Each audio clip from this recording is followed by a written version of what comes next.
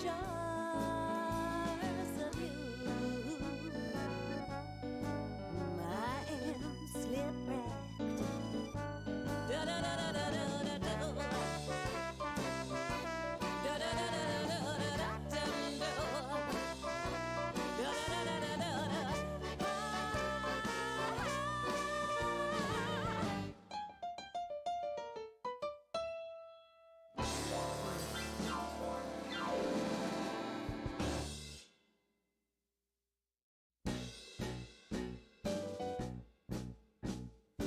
Once I was a girl who led the sailors on and never gave a kiss for free, dashing all their dreams until the night was gone, leave them trembling in the cold gray dawn. Pack up my petticoats and traveled on. That was the life for me. Then you came along and really blew my mind, and now I need a rescue crew. Washed up on this island, feeling unrefined, cigarettes and Valium for my Valentine. My hair's a mess, I'm barely dressed to wreck, it's true. Shipwrecked on the shores of you. The night turns into day, I'm still in lingerie. I think I'll take another pill. It don't make sense to me. How can I possibly be so washed up and feel so dirty still? The moon above me seems to understand as others walk the avenue. The night you shoved me did not go as planned. Now I'm stranded on this cheap divan by a natural disaster that they call a man. Shipwrecked on the shores of you.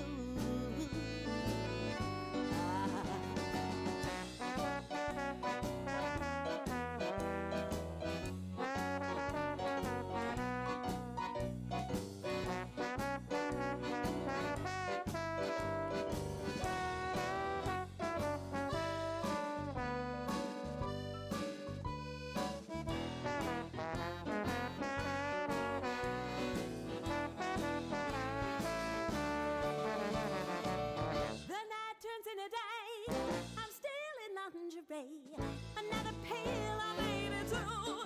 Yeah, it don't make sense to me.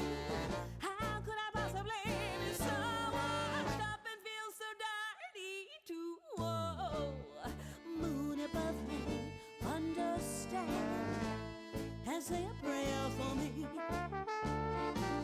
To make you love me was my only plan. Now I'm washed up like a fish on land, just another piece of tail flopping in the sand and drinking cheap Chablis. My hair's a mess, I'm badly dressed to wreck, it's true.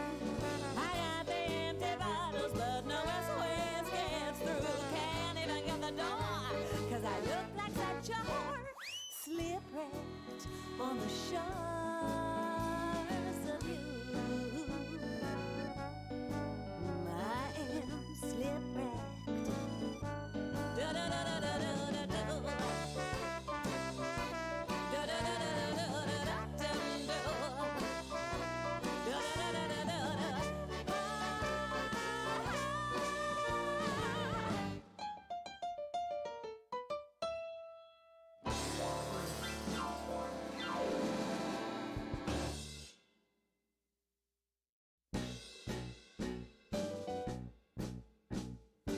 Once I was a girl who led the sailors on and never gave a kiss for free, dashing all their dreams until the night was gone, leave them trembling in the cold gray dawn.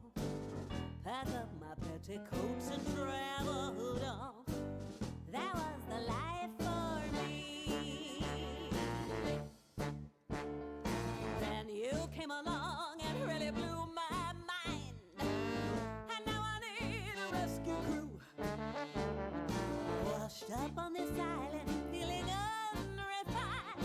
Cigarettes and Valium for my Valentine. My hair's a mess, I'm barely dressed to wreck, it's true. Slip-wrecked on the shores of you.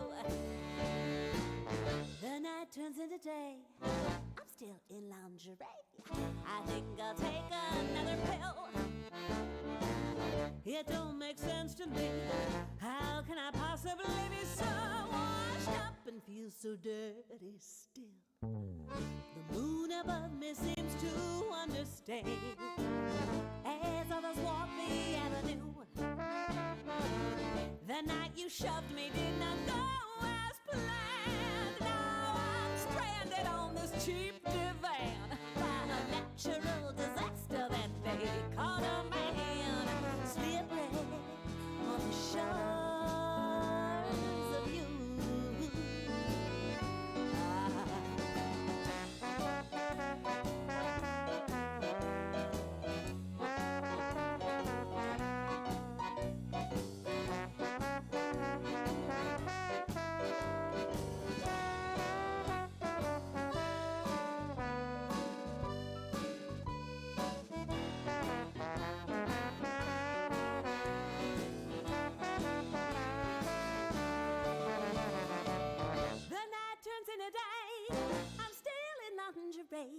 Another pill I made it to, yeah. It don't make sense to me. How could I possibly be so washed up and feel so dirty too? Whoa. Moon above me, understand, and say a prayer for me. And of course my dad's yelling, hello, welcome everybody. Happy Friday. Welcome to the Dragonhearts Can't Be Broken charity one-shot. I am your host, the Lady Dame, or tonight, I'm the world. Welcome everybody. Just so everybody knows, tonight I am joined by some wonderful guests, and we're wonderful, excellent TTRPG players, and we are playing a system called Dragonhearts. We're also raising money for Color of Change. If you would like to support this cause, we have a donate link, command, #donate, command donate. Color of Change is a wonderful organization that uses the funds to further right injustices against the Black community in a myriad of different ways. So super excited to be supporting that today. Let's see. Also, it's Friday. I'm here joined by wonderful people. Also, we do have incentives and we are doing giveaways. So if you're curious, incentives, giveaways. We're dragons, or they're dragons. I'm not a dragon that we know of. But dragons have hordes, so for $10 you can increase the size of the dragon's horde. Will it have any mechanical benefits? No, but it does give them bragging rights. $25 will make one of the dragons undergo a transformation. We do have shapeshifters. These are much like other dragons. These are beings of an immense power and can shapeshift at will, unless the chat says otherwise. And they vary between a human form and a nope, it's not giveaways. It's not that command. It's milestones. I know my own commands, y'all. Also, $50 gives them shunts one of the dragons into a dream sequence. I'll explain that in a little bit, but we can experience the dragon dreams together, which are very interesting. But we do have 2 giveaways tonight. If we hit $100 tonight, we have both. If we hit $100 or $200, we have 2 dice giveaways. And then if we hit our goal of $500, I will be giving away a copy of Dragonhearts, which is the system that we are playing today. There are some modifications that I have made, not very many to be honest, because this is traditionally a GM-less game. However, since I'm going to be handling the charity stuff, I figured it was better for me to take a step back and let my players do the work, really. Um, that's gonna be the big one. But this is a fabulous little system, as you shall see and we shall play through. Can be done. It's a GM-less, dice-less game for all of those good role play and feelings situation. But how are y'all doing today? How's everything going? How y'all feeling? Excited to be a dragon. Yeah. Y'all, So excited. we did a lot of the prep work for our dragons ahead of time, some of the world building, which we will continue to build together as it goes on. So, without further ado, unless there's anything that y'all think I'm missing, which is entirely possible, we are using safety tools here. I use 2 different safety tool sessions, whichever my players feel most comfortable with. The stoplight system, red, yellow, green, or yes, that whenever anybody feels comfortable or uncomfortable, or, various sensory things, and the X, N, and O. Make sure that everybody has a way of communicating should things get out of hand, but I don't foresee that being a problem. Yeah, I love the markers. I have cards. I have a variety of other cards too, if the camera will focus on them. I hoped, oof. Sorry, one of those was big oof. Rude. And then my favorite. It's fine. Alrighty. Yeah. Yes. Do it. You ready? Shall we begin? Yes. Yeah. Let me set the scene for you all. If I had been a good GM, I would have prepped this whole thing, and I didn't. But we've got a little bit of a start. Once upon a time. Oh, hold on. Let's get the music going. They can't hear it, but I can, and it just doesn't feel the same without it. There we go. Ah, yes. Once upon a time, there were great beings of powerful magic known as dragons. Born of a single mountain floating in the void, the dragons saw the need to create a place among the stars where they could create, flourish, experience. And so the dragons used their immense power to create the world. As the world grew... Oh my goodness, we got our first donation! Thank you. Oh gosh. Oh golly gee willikers already. Wow. Now I have to see it. $50! Thank you! Why does it come up on my stuff? I don't know, but thank you so much. Oh! Somebody's very biased, thank you. That was a Kai who donated that. Thank you very much. Which is good, because I think that means I know whose dream is going to go first. As the world grew, so did the flora and fauna, despite the fact that the dragons didn't necessarily create that themselves. Still, eons upon eons occur, and once every 1,000 years,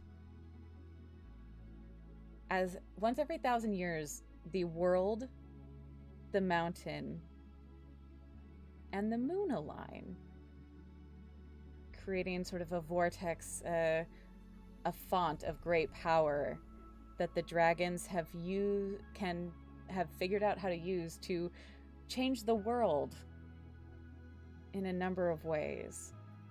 Exactly 1,000 years ago was the Great Eclipse.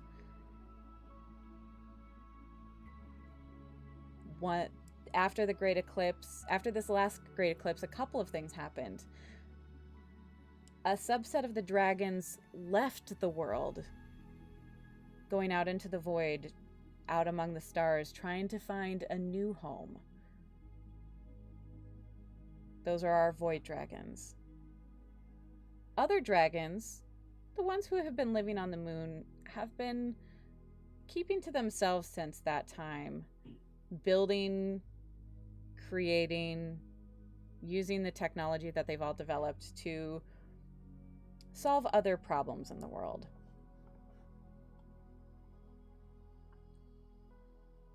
But we are on the dawn of the eclipse. I wouldn't say the dawn. We are coming up upon the next eclipse.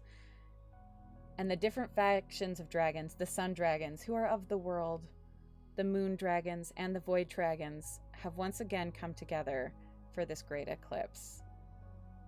They have sent their representatives,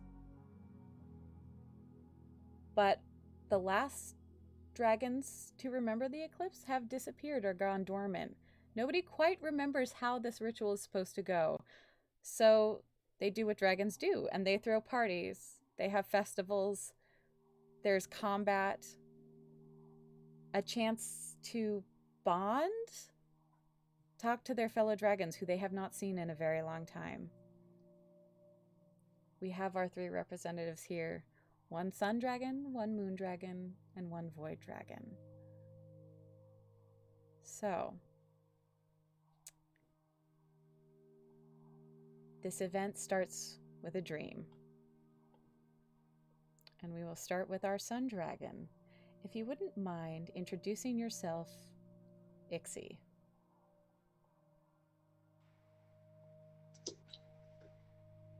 My name is Ixterihelion, the Verdant One, though those close to me simply call me Ixie.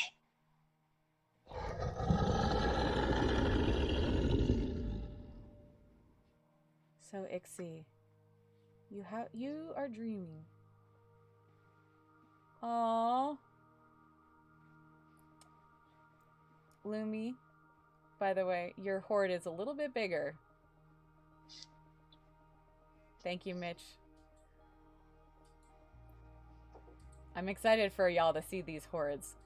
Lumi, you are dreaming on your horde. Tell us a little bit about your horde. Or sorry, Ixie. Good morning. My horde is different than some of my kin in that I find myself tending living things, plants mainly. I am as one with the earth as the earth is with me, and I consider myself their steward. Each and every one of them has a name. Roderick is the best one, but don't tell the others. So, Ixie, as you dream on your horde, in and among your horde of plants who are also your dear friends, you have a dream of the present. You're going to tell us a little bit about this dream. You either dream of great ambitions left unaccomplished or injured pride that seeks redress. If you look at our play sheet, there are 2 words for inspiration for your dream. Where you can pick 2 words for your inspiration for your dream. Ixie is trying to make sure she's got the right page. Someone please remind me. It's right after the table of contents. Ugh. Yes, that's why we read. Okay. Uh-huh. I see.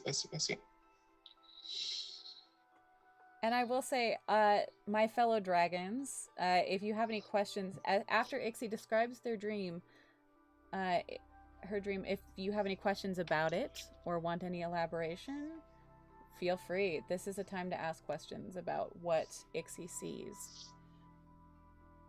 But Ixie, why don't you tell us a little bit about this dream of the present? When I dream of the present, I dream of a temple, and I dream of a harvest. I dream of some forgotten structure far on the other side of this world, where things wait, seedlings yet to hatch, a bloom of mystery, and I feel myself called in its direction.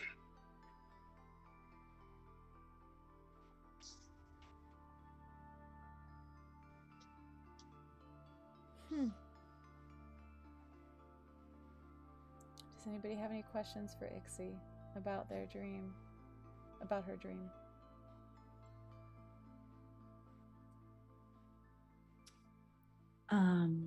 What is the harvest of?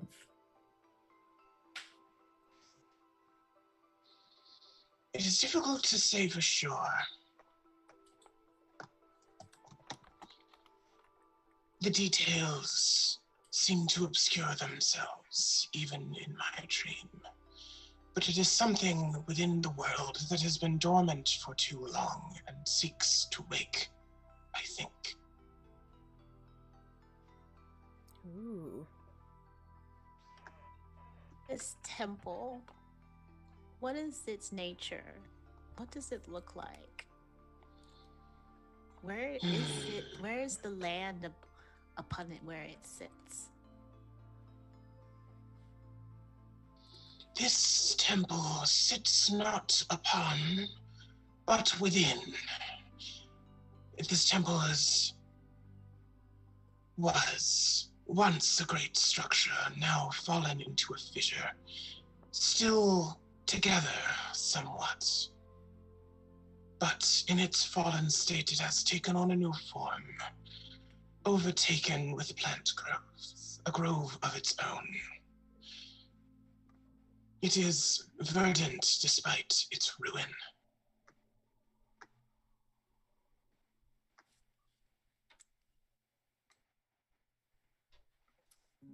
Are the plants saying anything? Are they speaking in any way? They whisper, they murmur. Some are young, they are but saplings and sprouts. Others speak of a coming of a sort. None of them are sure what, but the plants speak the voice of the world, if we are willing to listen to it. So I believe the world is trying to tell us to be ready for something.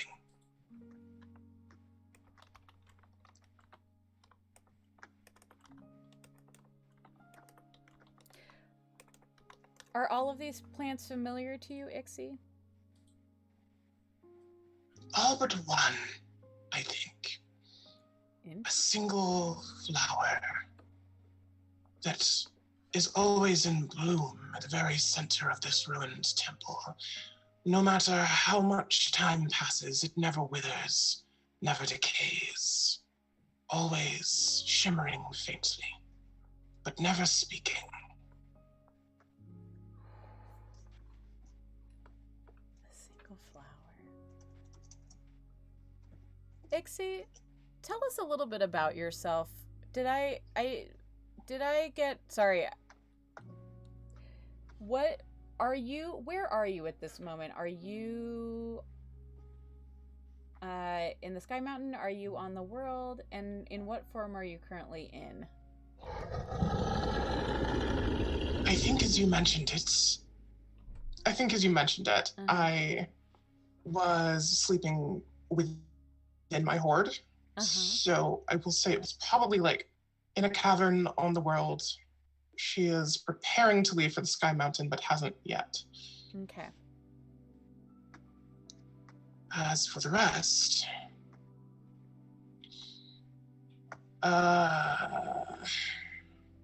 Ixie is not adorned in much, I think. I would call it eclectic, maybe. I am as much adorned in the flora that I take care of as I am by anything else in my draconic form. It is as unto an island of itself, winged and resplendent. I love that. Also, thank you to the Cheshire Cat and the Kitsune for that donation. All right. I'm gonna flip a coin to see whose dream goes next. By flip a coin, I mean odds are moon, evens are void. Evens. So, from that scene, from that dream, we transition to that of our void dragon. The luminescence of a new star, otherwise known as Lumi. Lumi, tell us a little bit about yourself, what you look like, where you might be. You're also probably sleeping on your hoard. Probably. Yeah. Well, my name is Lumi. Excited to be here in my dream.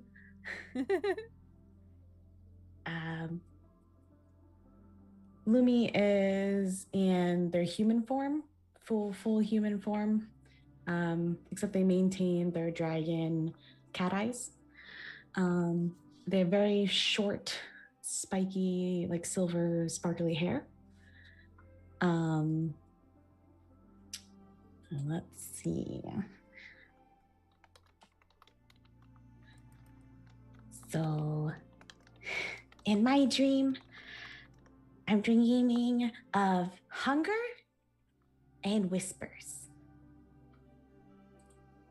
Dreaming of hunger and whispers. Hunger and whispers. I'm swirling through the stars, trying to find my next meal, but it's so empty out here. But as I pass by, every star whispers to me. Sometimes I can't understand them, but all I know is that I must keep going because I'm hungry. Well, I'm not quite sure what I'm hungry for. Could be food, could be hugs. I don't know.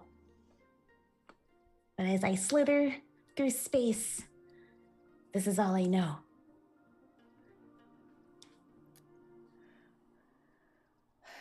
Lumi, what do the stars sound like? So some of them just make random noises. Sometimes it's like a bicycle tingle, like a little bell on a bicycle. And other times they're just screaming. I don't know if it's excitement or anger.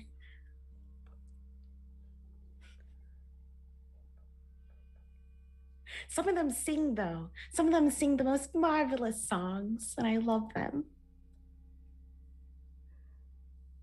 Oh. Do any of you have questions for Lumi about Lumi's dream? I do. Please do. These stars that communicate with you. What's the chonkiest one?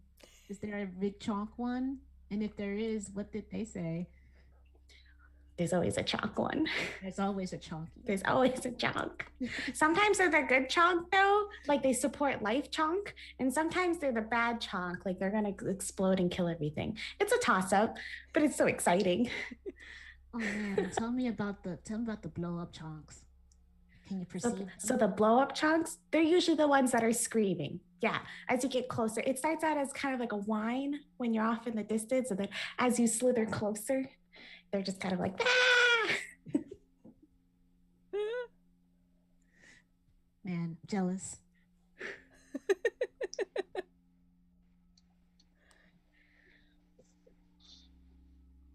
Do you have a favorite star? Is there... No, they're all my favorite. I love all of them. If I could hug them, I would, but you really can't hug a little ball of gas, otherwise it really hurts.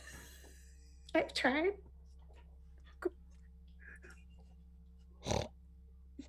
That's why I might be hungry for hugs. There's nothing out here that could hug me. How big are you compared to the chonkiest? Pretty small. Yeah. Chonk is without dimension. I can't, they're so large and I am so small. Oh, you're very small. Are you as small as the smallest star? No, I'm a little bit bigger than them. I'm about 3 small stars put together. Yep. Mm-hmm. Mm-hmm.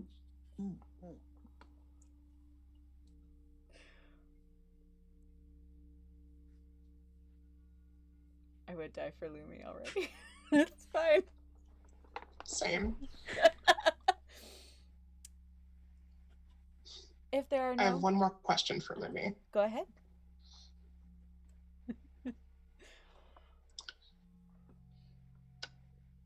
When you are hungriest for hugs, what is your go-to? Well, sometimes the chunky life supporting stars have little planets that have other beings on them. And sometimes they're really friendly and I get all the hugs that I want. And other times they're really not friendly and I have to burn them all down. But hey, it's a toss up, but hugs, all in pursuit of the hugs. I love Lumi so much. Yep. I never play favorites, but also... Alrighty. If there are no more questions, we flash over to our moon dragon. I have to look. He who lives between the pages. Juxtaposition. Or Jinko. Jinko, tell us a little bit about yourself, where you are. Are you sleeping on your hoard? And then, when you have done that, you can tell us about your dream of the future.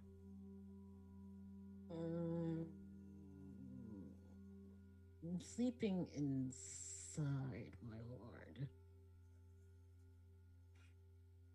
Inside of it. Very comfy. Very, very comfy. Not enough pillows, though. I might have misplaced a pillow somewhere. I specifically remember this couch having 5 pillows, and I can't find the other one.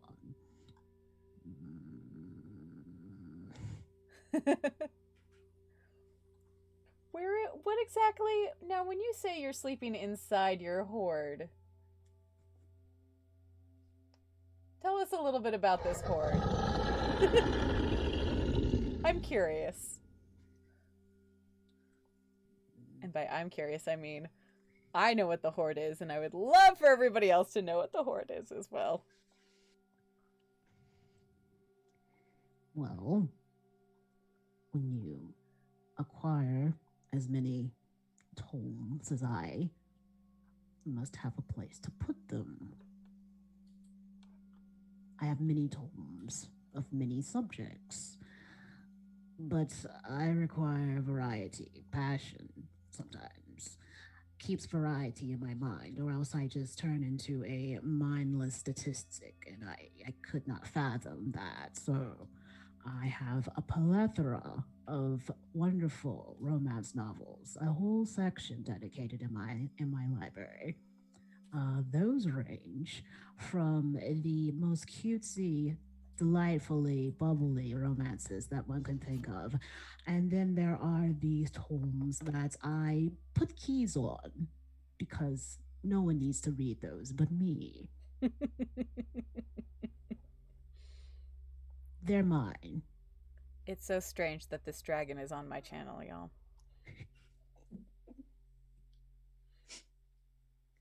And so I enjoy sleeping inside of my hoard, inside of my library. And I have a very specific couch in my romance corner that I put 5 pillows upon, and I sleep quite soundly. But I am dreaming because I have seemed to misplaced one of my pillows. You have a dream of the future. This dream is... Oh, golly gee willikers. It's because I put... So, fun fact, my players can't hear it, but I can. The alert noise for when we get a donation is a dragon roar, because I'm that person. So every time it's like, oh, dragon roar. You do have a dream of... You dream of an ominous crisis yet to happen, or a wondrous breakthrough just beyond your sight. There are words to choose from that you can pick 2 or more of for your inspiration for your dream. So what do you dream of? Joe. Well, of course I dream about my library. Yes. And so, but for some reason, there is a lot of noise happening in my library. And so I raise up and I go and investigate. I investigate the rabble and I step closer and closer. But every time I step, my steps get silent as if I could barely hear them, and I'm making my steps. I go towards the rabble. I go towards more lights, more sparkles, more. And it seems as if there's a festival going on in my library.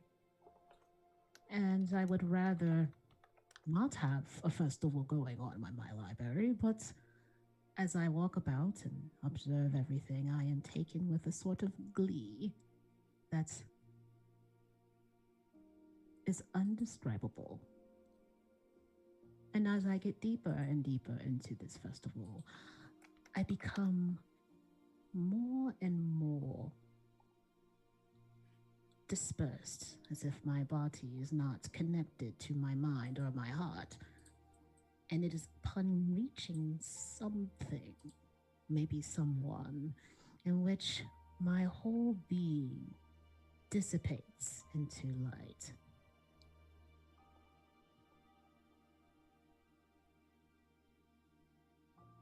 Huh.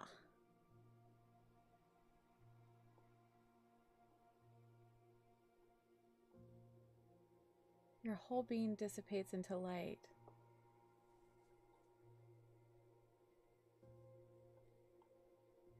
Are there any... What stands out the most to you in this dream?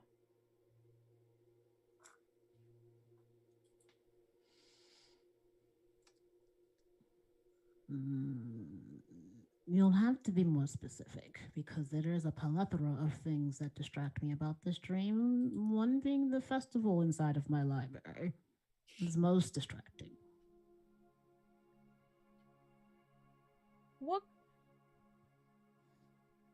What kind of a festival is it? I recall reading about something similar. I cannot make out the songs or the dragons there, or even what time of day it was. But I do recall a sense of nostalgia, but I've been on the moon my whole life. We do not have festivals such as these, and yet I feel as if I have been to one before. Oh. I have some questions, but do any of you have questions for Jinko? Can you tell what is having the festival? Is it beings or something else?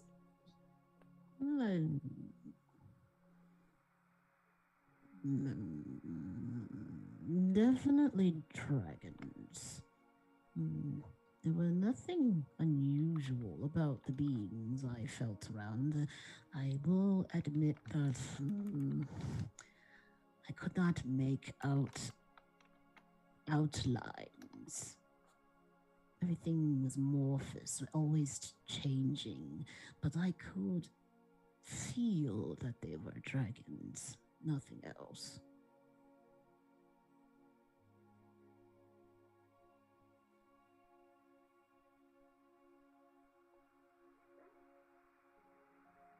What does it feel like after your body dissipates into light?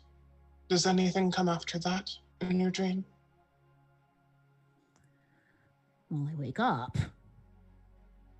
unfortunately. But I do not wake up startled or disgruntled or any of the sorts. Unfortunately, I wake up quite wonderfully refreshed until I realize that I'm missing my pillow, and then the disgruntledness comes. But otherwise, the period between the having of the dream and the ending of the dream is quite pleasant. I will say that the climax of this dream was, of course, the most wonderful. The disappearing was the most wonderful? Yes, that is what you call the ending of something, yes, the climax. Mm-hmm. Oh, Jinko. Oh no, I love him too. Oh dear, I love all of my dragons so much, y'all. They're my dragons, all of them.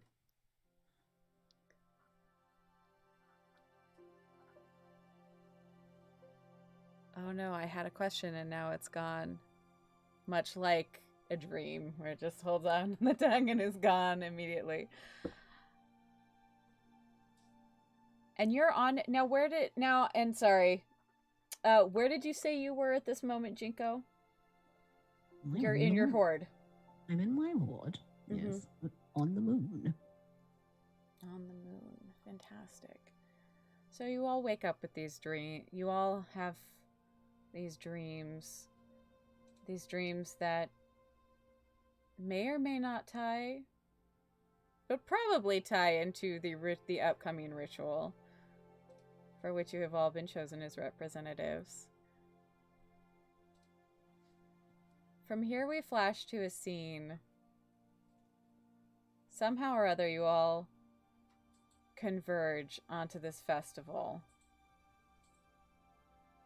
This festival that I believe takes place on Sky Mountain, but not necessarily at the peak of Sky Mountain.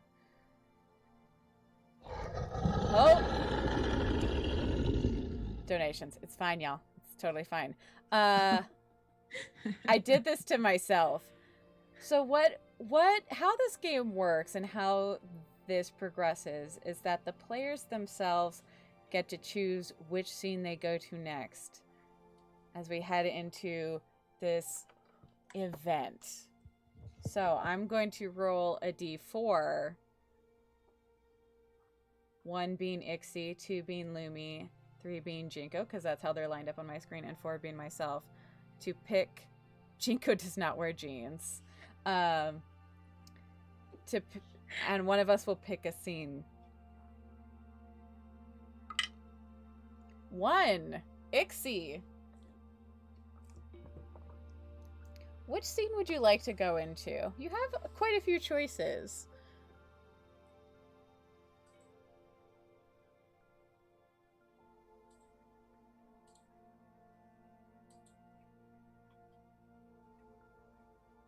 I think it would only be appropriate that we begin with a conversation over food. A conversation over food. That's always a good way to start. So, how did you all come to be eating and conversing together?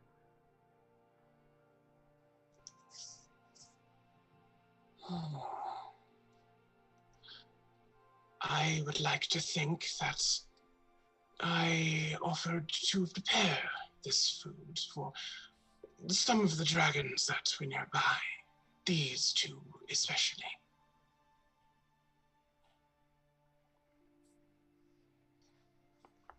So you prepared it. Tell me about the food on this table. And all of you are free. You're all here in the scene.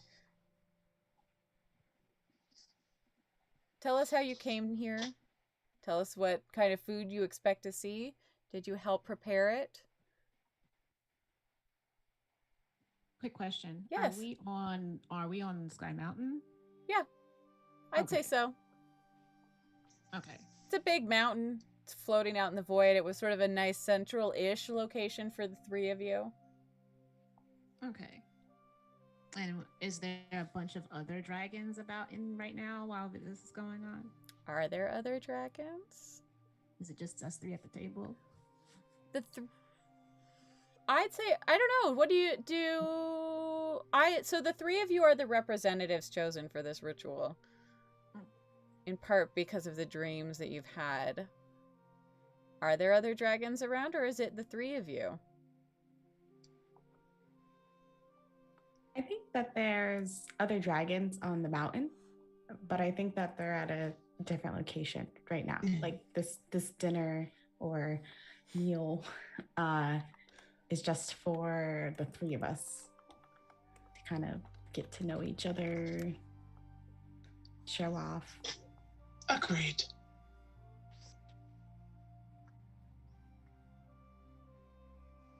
I am being very rude and reading at the table. You are reading it. Of course you are. Lumi is sitting at the table, very attentive, like just keeps looking back and forth between the other two. But also every now and then, like just like swipe something off of the table. Just like tucks it. You don't know where Lumi's putting it, but it's just getting swiped and tucked. I love it. Is the swiping and tucking expanding? Is its radius expanding outward of Lumi? How far is this swipe radius? It is expanding outward. It's very subtle and very slow. Like it's just like every now and then, just like a little item, and it might be like the decorative parsley on the plate or a fork. You know, it's they're non-discriminatory swiping. In the event that Lumi is too close to Jinko's plate, Jinko will like take his bookmark in his book and smack your hand.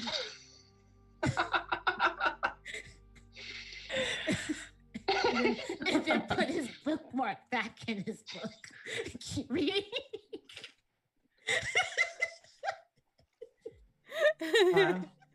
Lumi's gonna make a mental note and then gravitate towards the other side of the table, where I'm assuming Ixie is kind of setting up. Yes, definitely. It's not fatal. It doesn't even hurt you. It's just like a. It's a little warning flag. Yep. This.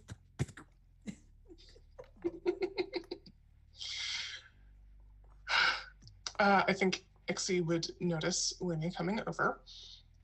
And though she has 100% been watching you just nick little things and then increasingly bigger things from the table, she doesn't seem to be judging. She just waves you over with a claw. I see you are enjoying the spread. It looks like it. Oh yeah, it's been like 70 years since I've seen food last.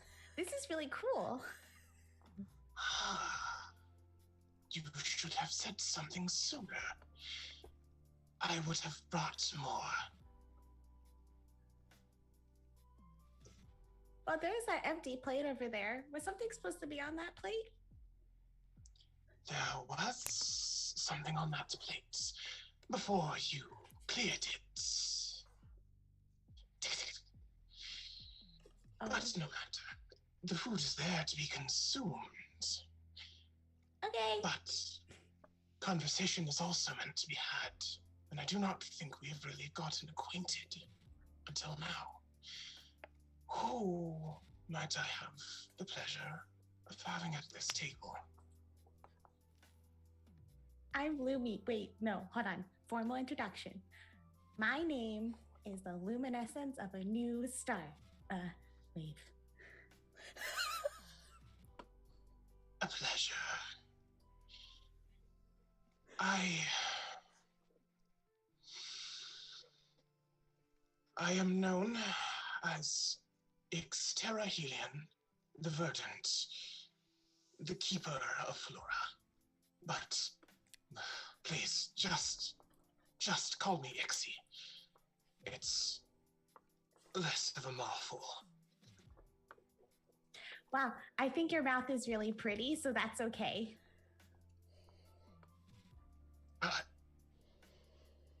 Thank Thank you.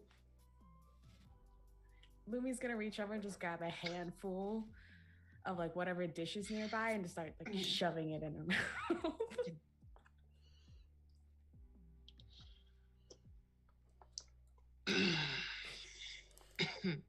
Then is also gonna take like a candlestick.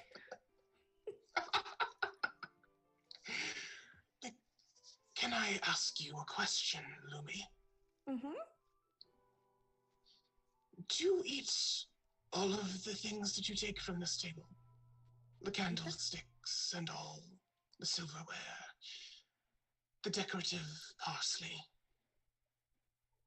No, I don't eat it. They're my friends. Ah, I see. You collect.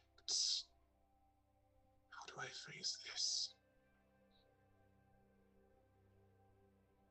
Bric-a-brac.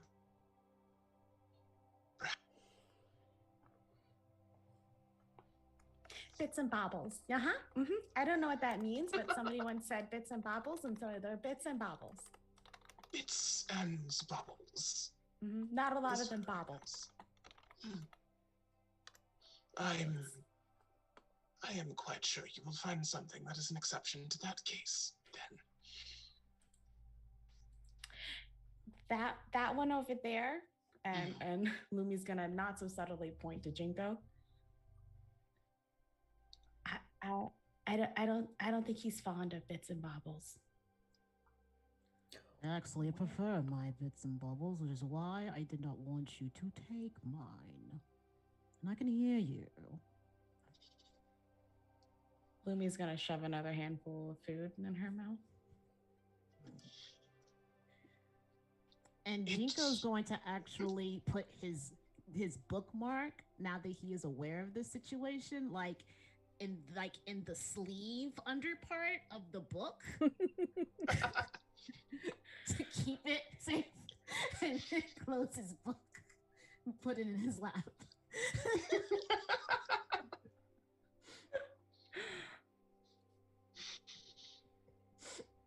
Would you care to join us? It is good that you can hear us, but I at least wish not to exclude you from this. This meal is for the two of you, after all. Yes. Yes, I had been meaning to speak up about the quality of the food. It is quite delectable. If you are the creator of this food, my thanks. It's very delicious. I am a creator of many things. It is my pride. And your pride is stunning. I shall introduce myself. I am he who lives between the pages, juxtaposition, but I'm usually called Jinko. And then I like do a small head bow. And then I shift myself like to actually like look in your direction. Because the whole time I've been like looking over my shoulder. So now I'm actually facing you. Jinko, how human or how dragon are you currently? Oh yeah, I didn't even say what I look like. I'm sorry. That's so Jinko is humanoid right now with dragony features. So he is basically like how should I put this?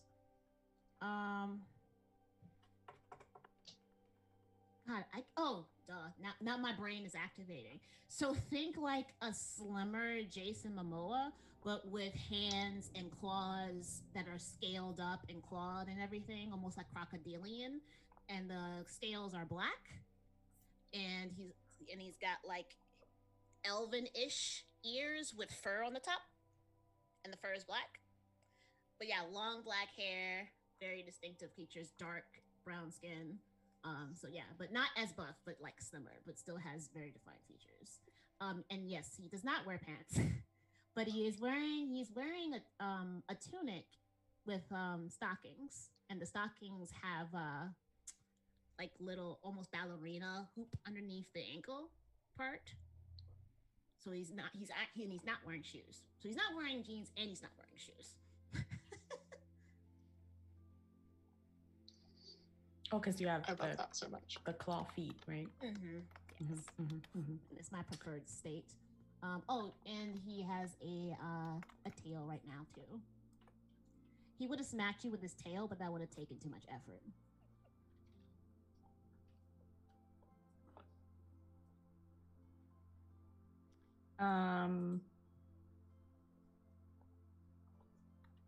Lumi, upon seeing you like turn around and can like see your features, Lumi's gonna like scurry over to you, like really wide-eyed, and be like, "Oh my gosh, those are the most perfect scales."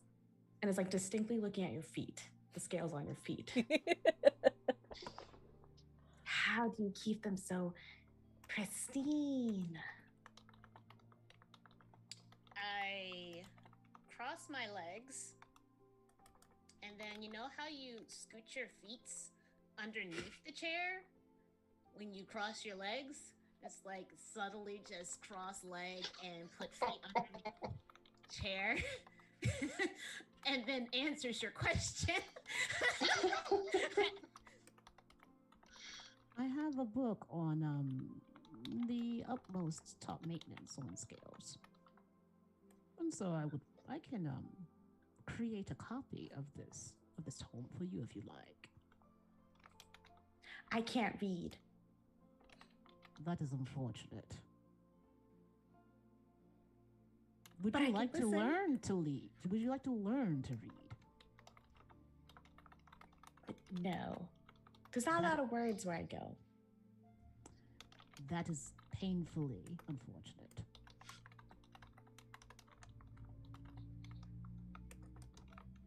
You are from beyond our stars. Yes, Lumi. Well, maybe not so much beyond them, but inside of them. Well, maybe not like inside of among them. I explore.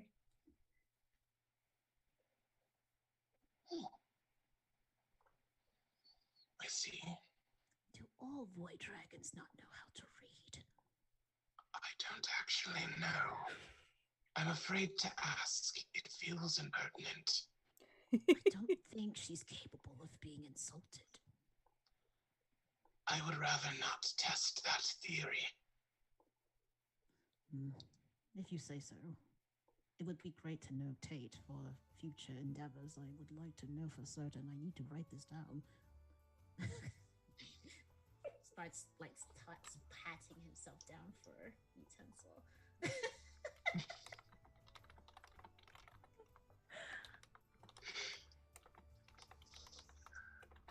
My goodness. I don't know what to do with this dragon.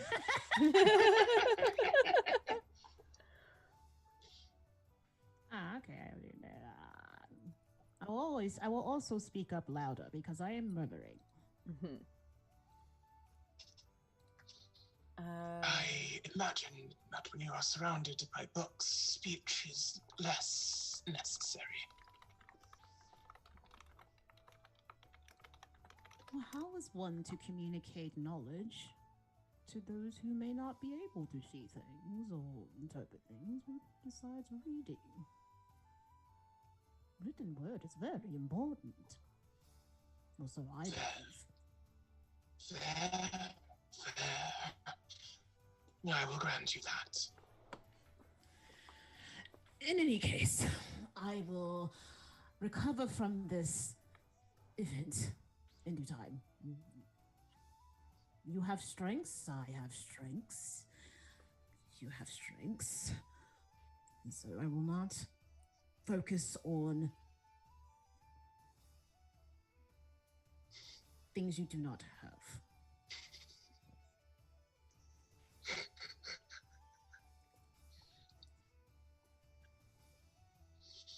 Wow. Fumi is just gonna continue to shove food in her mouth not so much taking things right now. Lumi has collected enough from this table, and we'll just continue to shove fistfuls of food. Lumi, how's that food doing with your hunger? Or like how? That's not the question I wanted to ask. No, but you said this is the first time you've had food in 70 years. How does that food taste? Like, how is Lumi experiencing food for the first time in 70 years?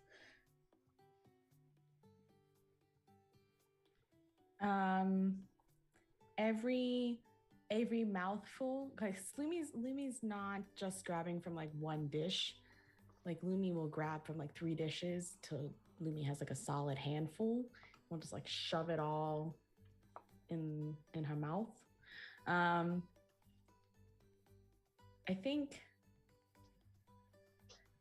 every time is kind of like the first time you have food, right?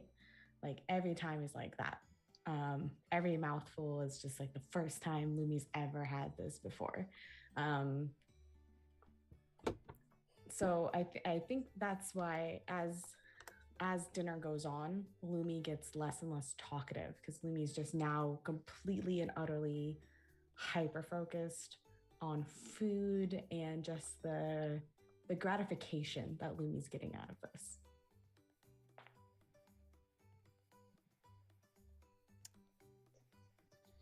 Ixie and Jinko, what are you doing? Are you continuing a conversation, or are you settling down to eat?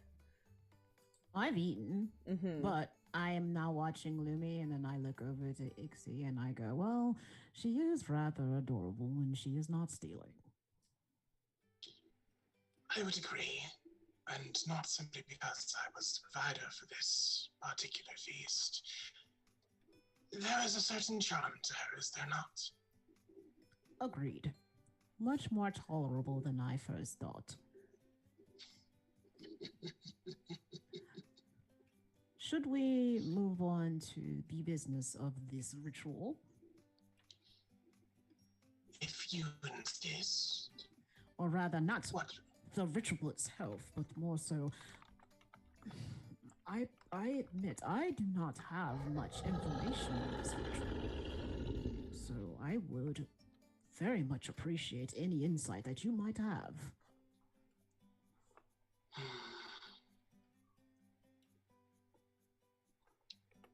Little is known of this ritual. The world remembers some things, but as this mountain is no longer a part of it, it has forgotten the details. There exist dragons on the world who were there for the last eclipse. And I do not find myself often in the presence of other dragons, so it would be hard to say.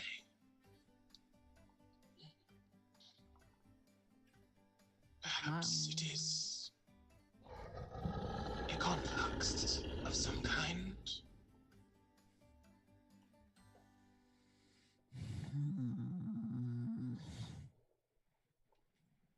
Jinko just murmurs a lot. Thinking murmurs.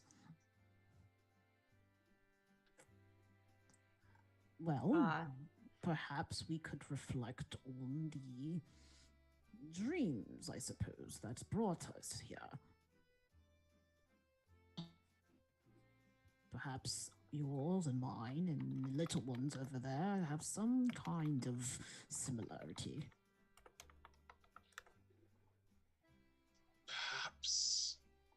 Perhaps.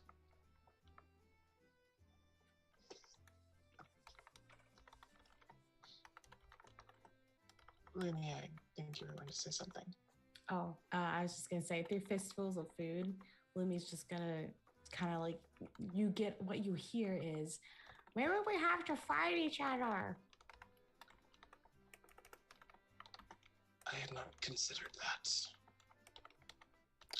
A fight? Lumi's gonna swallow. Yeah, isn't that how? Wait. I think someone somewhere once said that's how things were decided, through battle.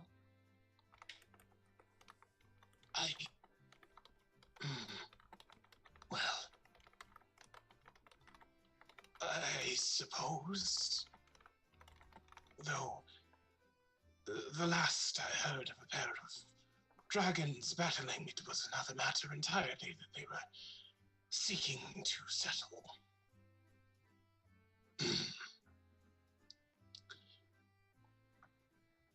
Are you asking to battle one or both of us, Lumi?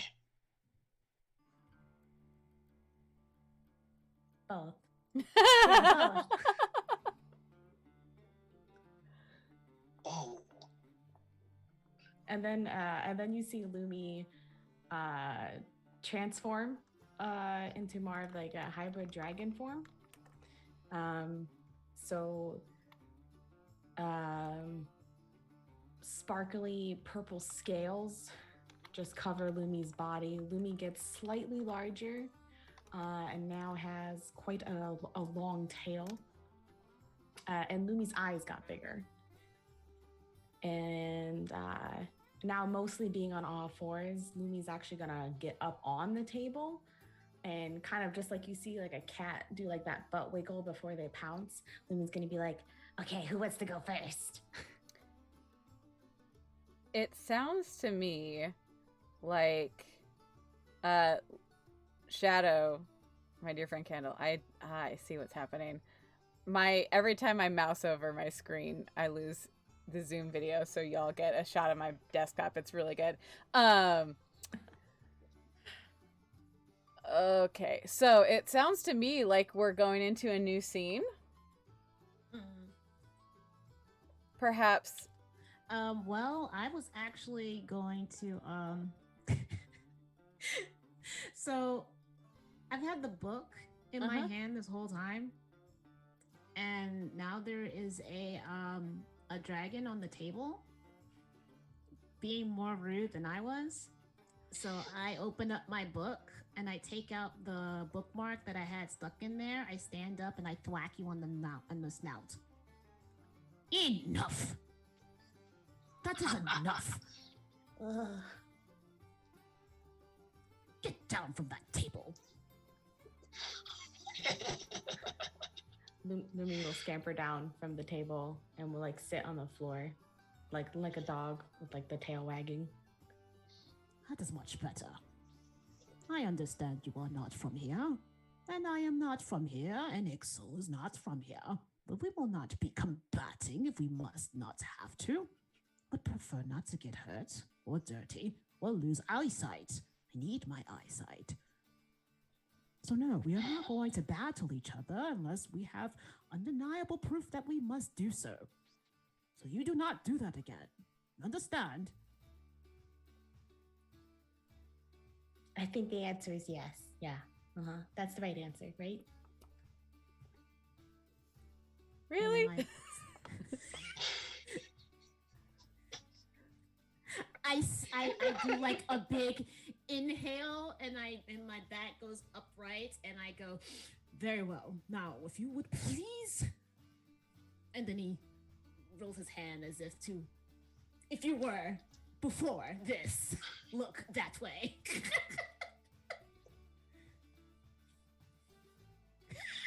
You could choose not to.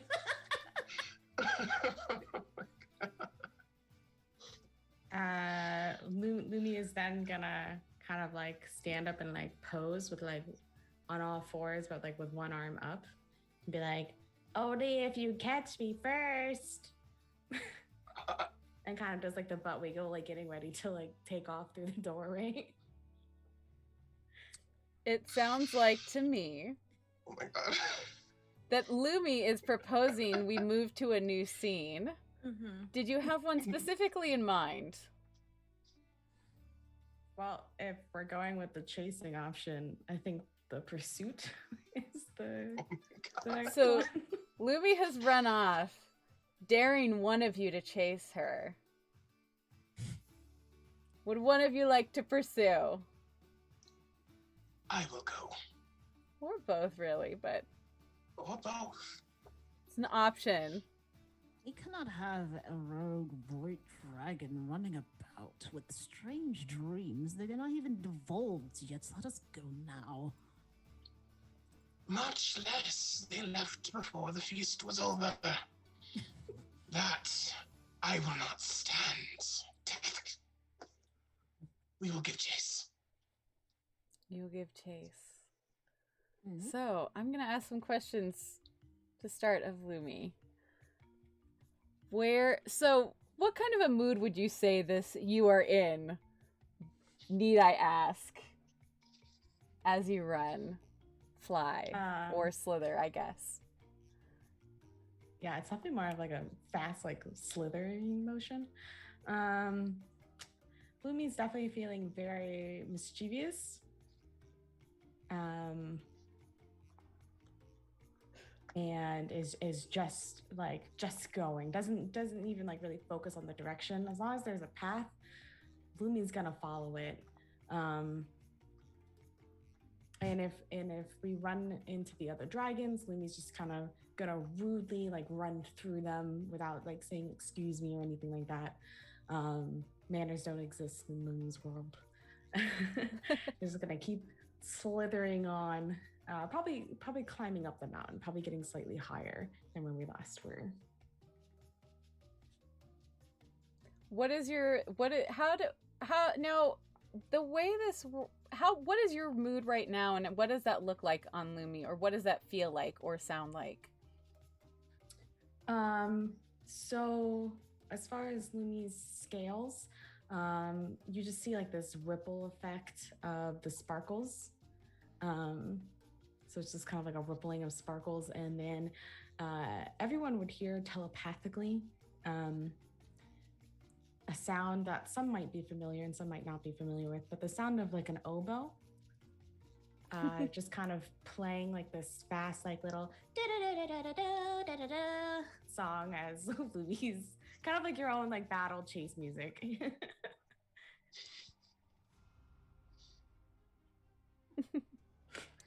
So as you get closer, that gets louder.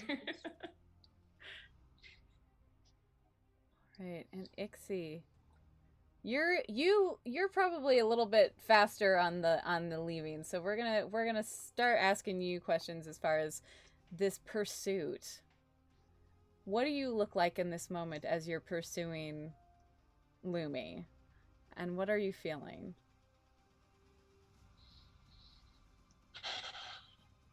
I think when Ixie was in the banquet hall, she was like fully human, more or less. But I think like the first bounding step after Lumi, she just went full dragon.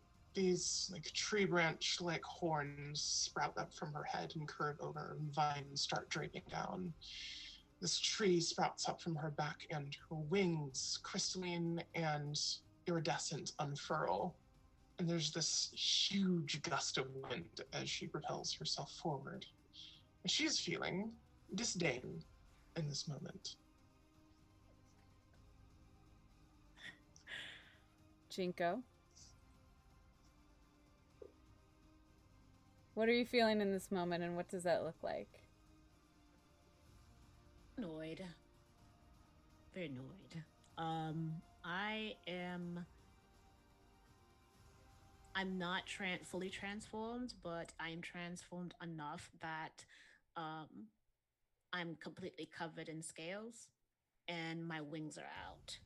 So slowly, as I'm running and running and running on two legs, I get a little bit taller, a little bit thicker, and my back starts to like stretch and stretch and stretch until it morphs out into wings that are both leathery, scaly, and feathery. I mean, not feathery, furry. So fur dragon-ish type of deal, and black wings with neon pink tips and almost neon veins. So kind of like how bats have veins in their wings. Yeah. So you can You could slightly see pink inside of the wings when they're open. So flapping hard, flap and getting faster and faster, and that way there isn't two large dragons chasing this thing, because that would just be a disaster. So I am partially transformed and flying forward. I get a smidgen more speed because of this, I think. But for the most part, I'm just trying to keep an eye on this silly void dragon. So, with that, the way that this pursuit works, if you all three go to the page about the pursuit, which is page 25, it's 2 after the conversation over food. How this works is you're going to ask each other questions about this pursuit, about the scenario, how it goes. We'll start with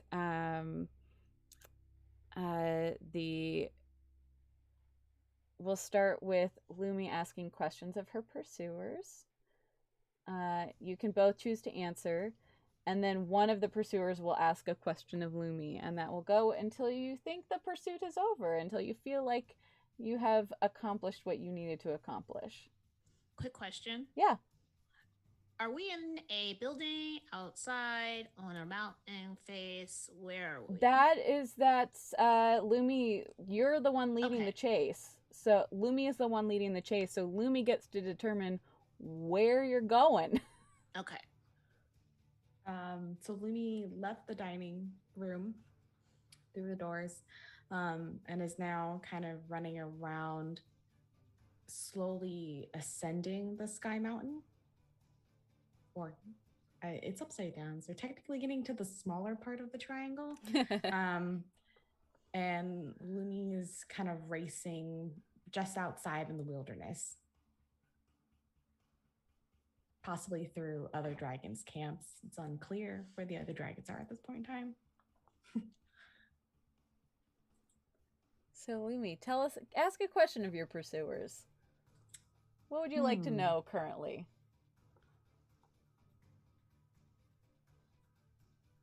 Well, I would say, because I took off pretty quickly, so I've gained a decent amount of distance going through first. So how effective is my current lead in distance? So my pursuers, how far behind Lumi are you at right now?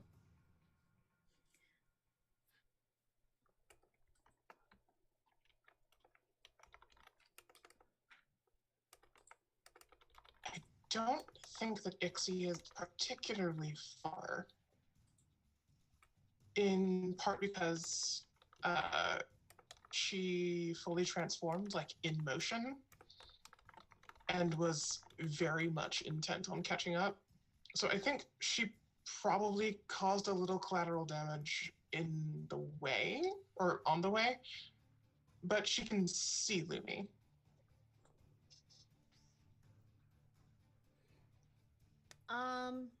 I'm gonna make an assumption and say that we're kind of outside, maybe. Because if that's the case, then Jinko can see Lumi. He has gone high up in the sky and is looking down and is mostly just doing a perimeter check to make sure that all of this nonsense stays insular. And that is what's happening. He could literally dive bomb on you at any moment, but he's not. Do one of you... Oh, sorry, I'm muted. Ixie, since you had gotten the head start, why don't you ask Lumi a question? And then we'll go back to Lumi, and then Jinko, and I'll let y'all sort of work this out. Lumi, what do you currently hope for if I catch you? And how can I tell?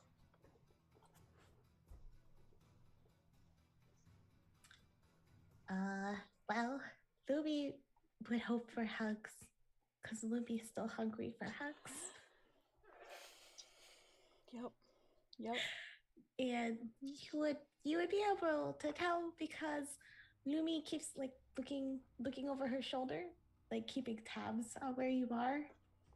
And occasionally, like you'll round a corner, like if Lumi takes a sharp turn around a corner, you'll round the corner and just see like Lumi standing there for a second, waiting for you to come around the corner too, and then take off again.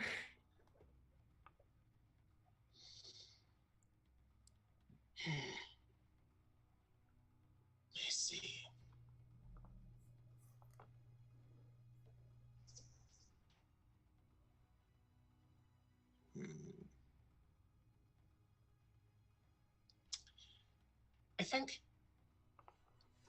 I think reading that, Ixie gets less like upset with Lumi and just starts being a little more playful about the chase. She keeps a little bit of a distance, like always getting close, but not so close that the chase would end anytime soon. And I think she really, really drums up the dramatics. You are too fast for me, little void dragon. I'll have to catch up. If I can. You may be too slippery.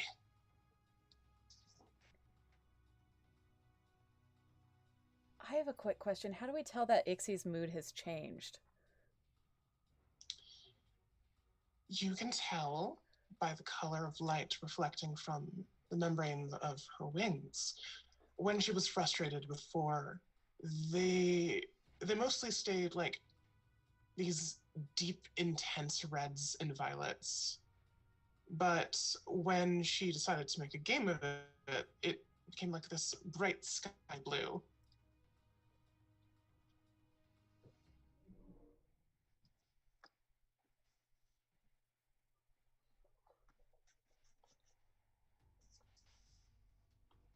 Lumi, do you have a question for your pursuers?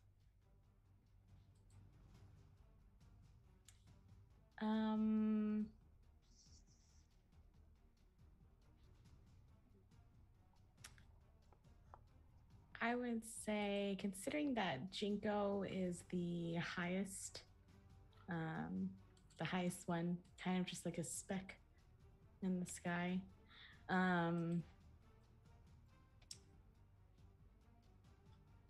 I use the terrain.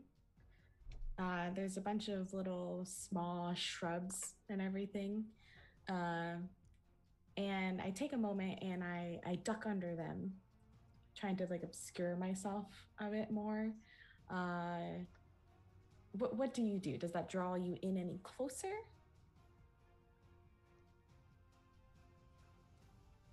Me?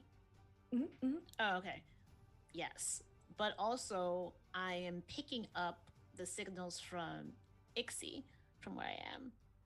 So when I noticed that instead of like cheetah sprint forward, it's more like prance. I noticed now, so I was like, And I just slowly start descending down, and then when I notice she's just out of my sight, I exhale and I descend all the way down and put my hands on my hips and go, well, I suppose void dragons do void away, I suppose. Cannot seem to find her. Have you seen her? I lost her up in the sky, and I know you're over there. I have to just put effort into finding you, but I am playing to the situation. So yes, that's what's happening. This is precious.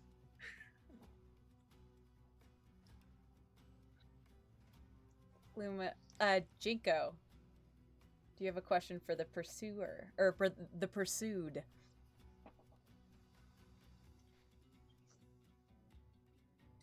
Let's see here.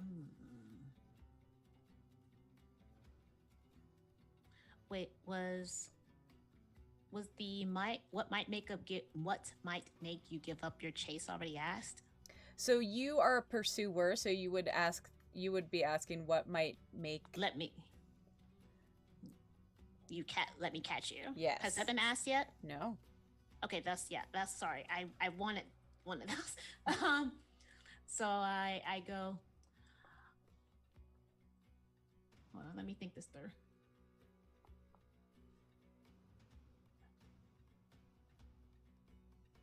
Oh, mischievous void dragon, what might we both do to appease your wily nature, so that you may come forth from your hiding place and heal? You see like a particularly large shrubbery like shiver as Lumi is underneath it and is going to say, Well, I know it's a lot to ask, but would you mind giving me a hug? Also, my friend Wilson. We both would like hugs. Well, if Wilson, in whatever form he may be, sticks to you and we embrace you, then your friend and you will both be embraced. So yes, if you come forth, we will bestow what means of affection you desire. It is only right. Dragons do desire such. This is necessary for bonding. I am not opposed to it. You should have just said so. You have words. Yeah, but you're like the first beings that I've seen in like, I don't know, 80 years, give or take 200. Oh dear. And then when I hear that, so when I hear that, two things happen. It's a lot. So when I hear that, you smell a mixture of perfume and battery acid, and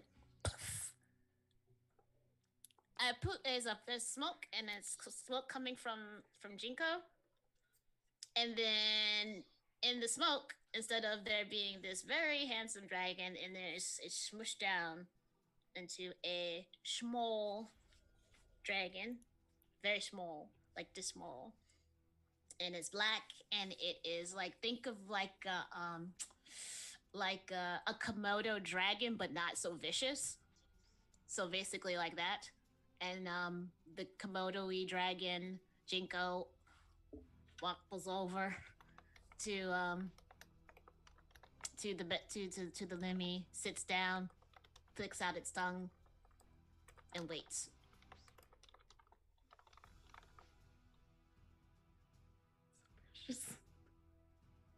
My heart.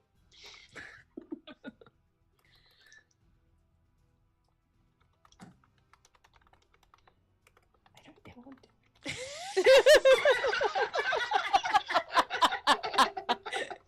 I love it.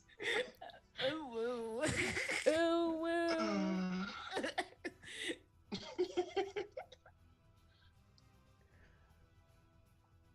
Jingo can't talk, so right now. And They hope that they hope that they are exuding a presence of wanting to be held, so that you can achieve embrace, that you embrace him this way. okay, you see Lumi's tail come out of the bush.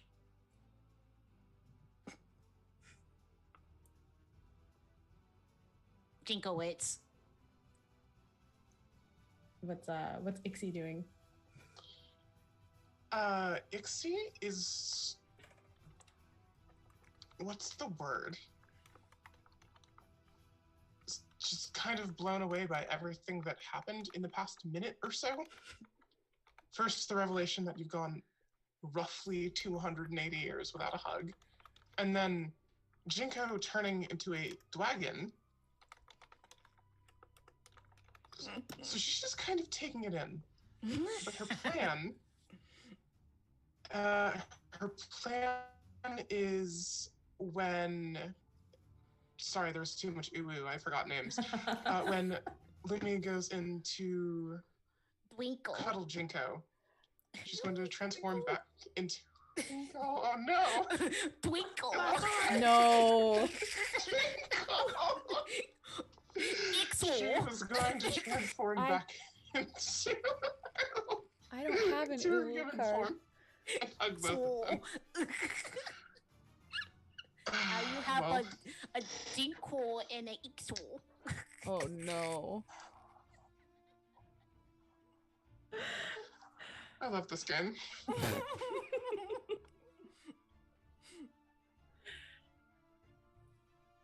Wait, so are you both next to each other now? Yes. Okay.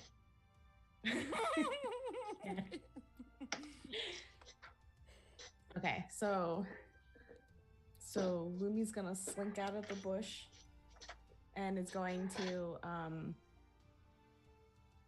also transform into like a weird uwu form, but Lumi's never really done the uwu form before, so Lumi's head is like really big compared to the rest of her body, so she's like having like balancing issues. Oh dear. That's an And- old word. And Lumi doesn't have wings. That's one thing you notice. Like Lumi does not have wings, so there's nothing to help stabilize. It's just kind of like waddling forward, and then you see out of nowhere, Lumi just pulls a rubber ducky.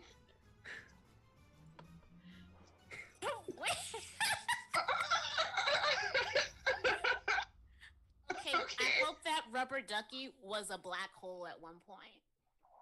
That you just found, and the black hole just became the rubber ducky, and you took it from space. That'd be great.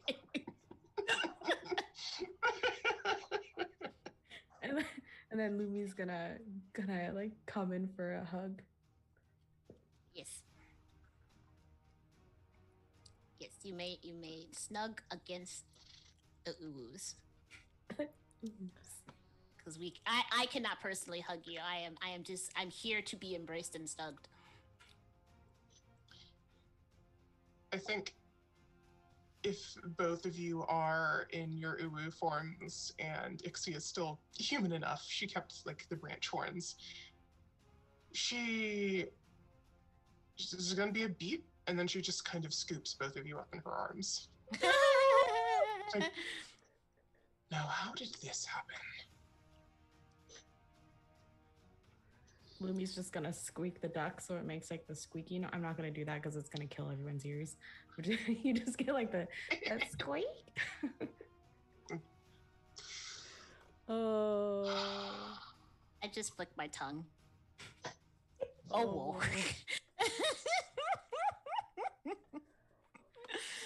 Wow. I believe. Oh, go ahead. No, just that's fantastic. Yep. I love to hear. I do too. So good. I believe that ends the pursuit. I believe.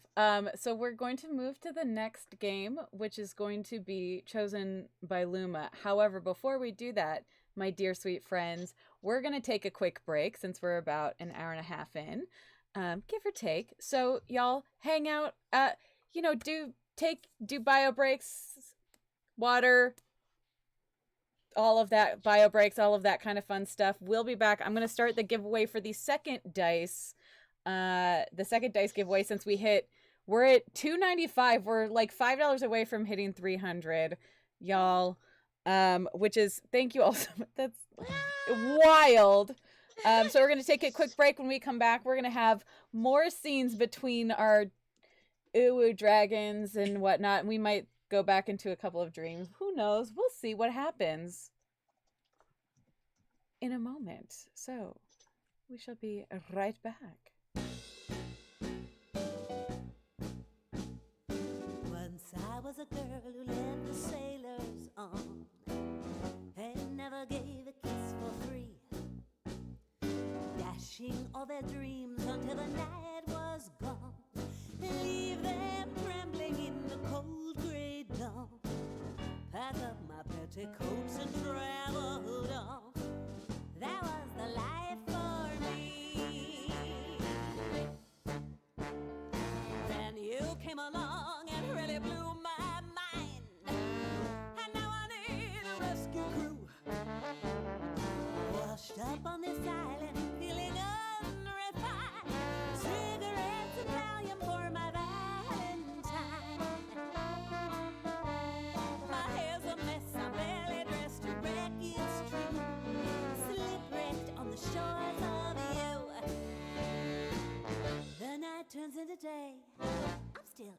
lingerie.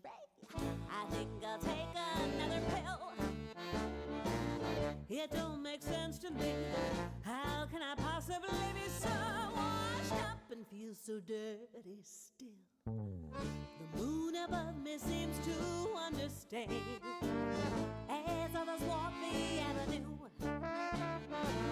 The night you shoved me did not go as planned. Now I'm stranded on this cheap divan by a natural disaster that they call a man.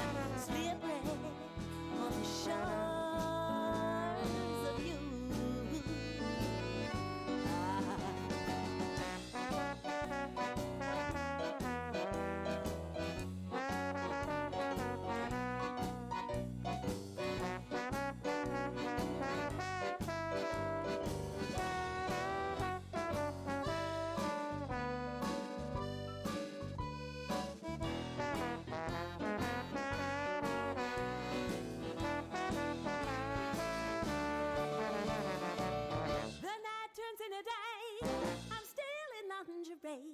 Another pill I made it to, yeah. It don't make sense to me. How could I possibly be so washed up and feel so dirty too? Whoa. Moon above me, understand and say a prayer for me. To make you love me was my only plan. Now I'm washed up like a fish on land, just another piece of tail flopping in the sand and drinking cheap Chablis. My hair's a mess, I'm badly dressed, a wreck, it's true. I got the empty bottles, but no SOS gets through. Can't even get the door, 'cause I look like such a whore. Slipwrecked on the shores of you. I am slipwrecked. Da-da-da-da-da-da-da-da. Da-da-da-da-da-da-da-da-da.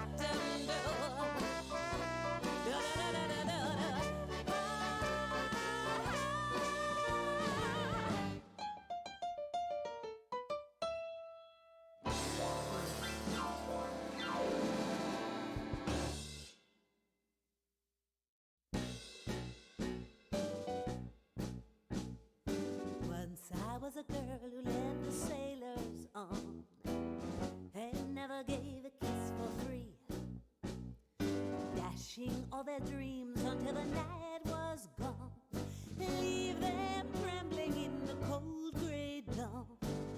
Pack up my petticoats and traveled on. That was the life for me. Then you came along and really blew my mind, and now I need a rescue crew. Washed up on this island, feeling unrefined. Cigarettes and Valium for my Valentine. My hair's a mess, I'm barely dressed, a wreck, it's true. Slipwrecked on the shores of you. The night turns into day, I'm still in lingerie. I think I'll take another pill. It don't make sense to me. How can I possibly be so washed up and feel so dirty still? The moon above me seems to understand as others walk the avenue. The night you shoved me did not go as planned. Now I'm stranded on this cheap divan by a natural disaster that they call a man. Slippery on the shores of you.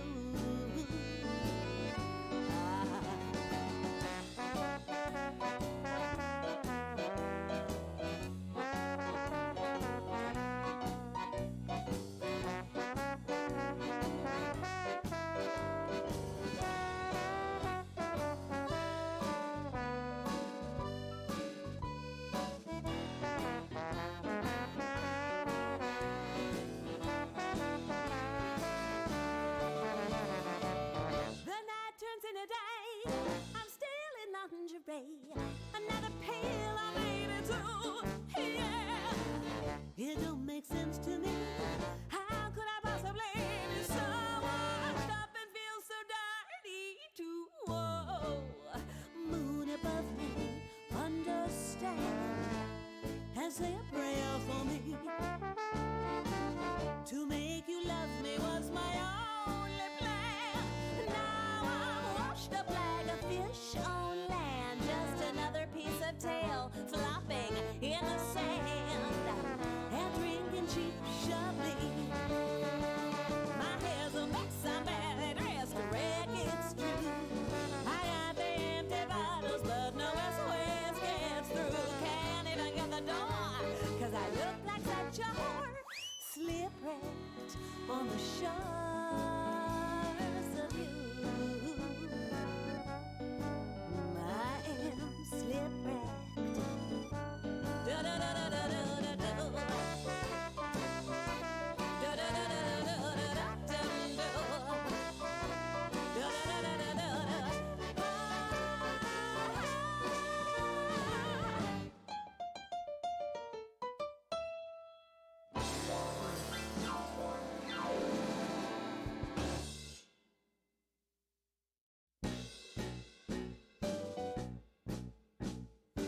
Once I was a girl who led the sailors on and never gave a kiss for free, dashing all their dreams until the night was gone, leave them trembling in the cold gray dawn, pack up my petticoats and travel on. That was the life for me. Then you came along and really blew my mind, and now I need a rescue crew. Washed up on this island, feeling unrefined. Cigarettes and Valium for my Valentine. My hair's a mess, I'm barely dressed, a wreck, it's true. Slipwrecked on the shores of you. The night turns into day, I'm still in lingerie. I think I'll take another pill. It don't make sense to me. How can I possibly be so washed up and feel so dirty still?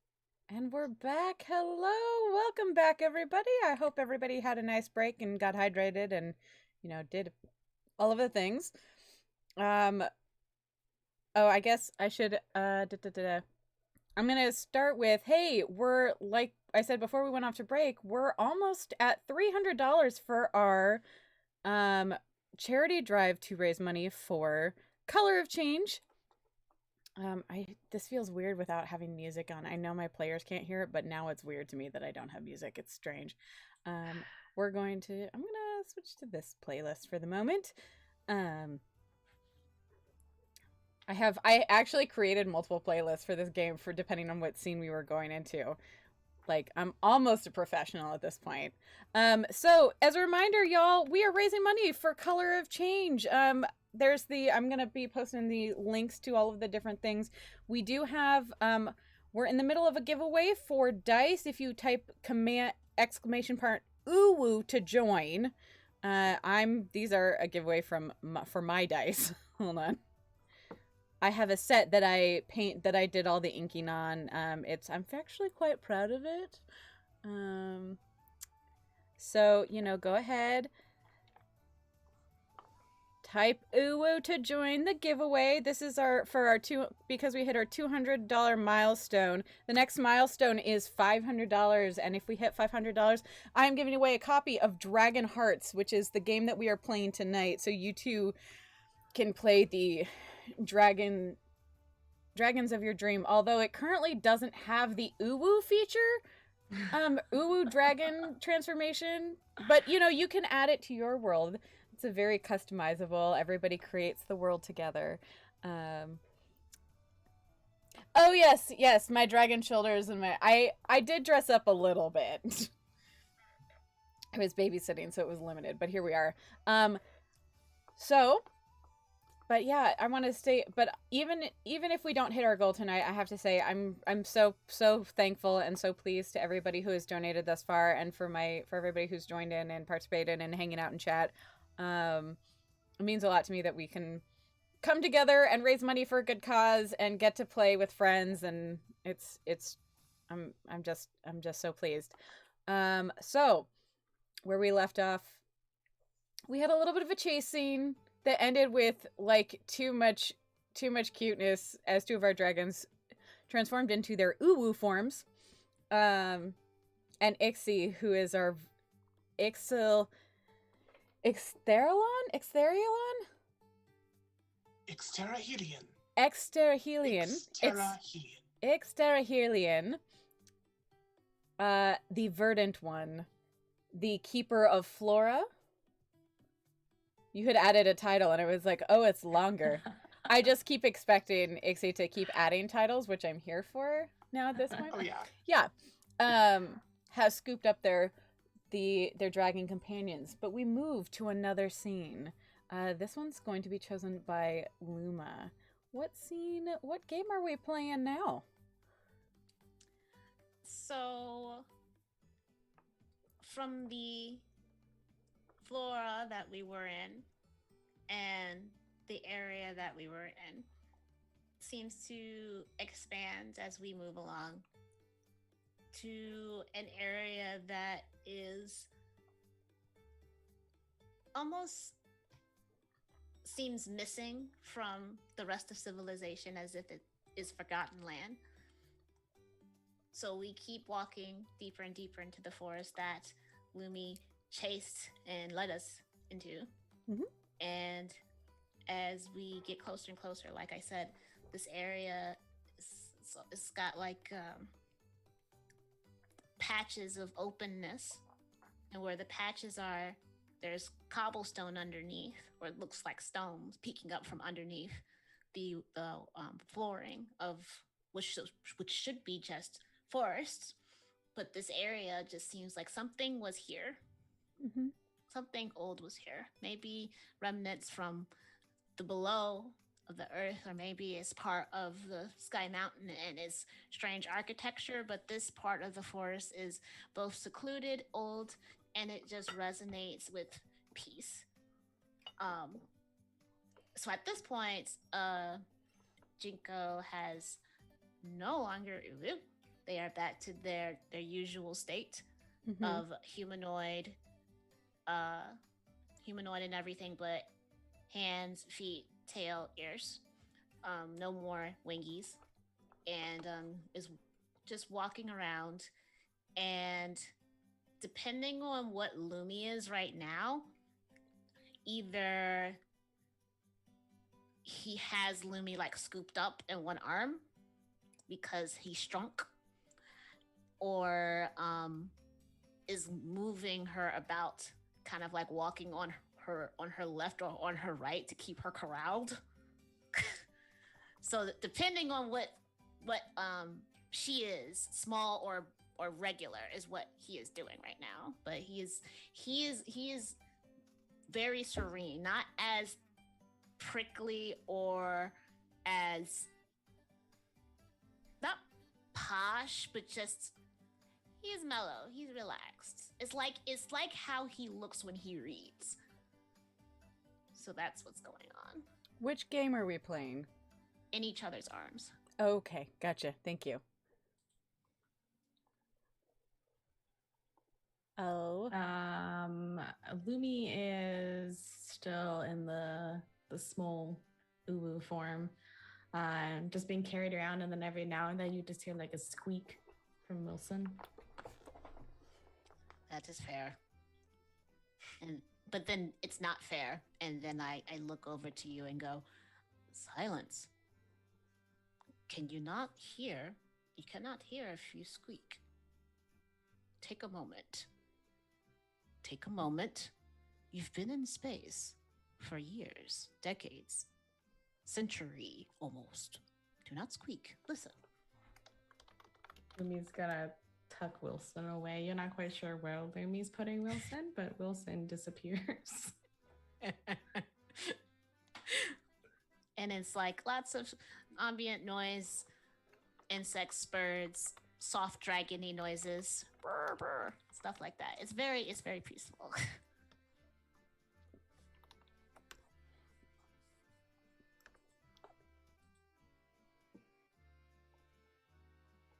So the way this play, so Um, Ooh, good.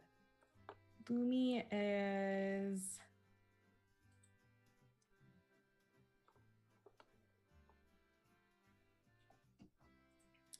Lumi is going to turn around, like face you more, and like go to like wrap the little dragon arms, kind of like more like around your shoulder, like being more clingy.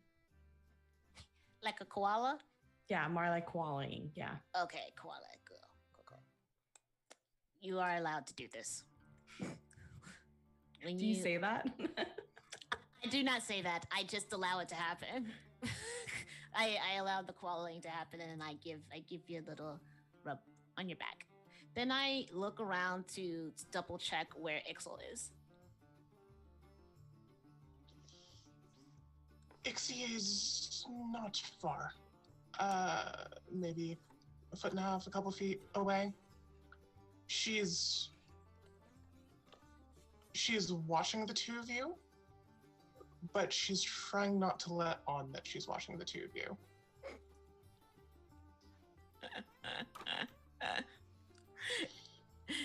His ear flicks, and then he turns around and he spots you not looking.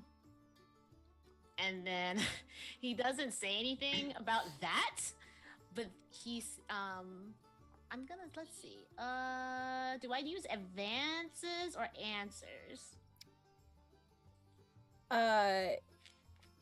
It depends on what your answers are in responses to advance. Answers, I believe, are in response to an advance.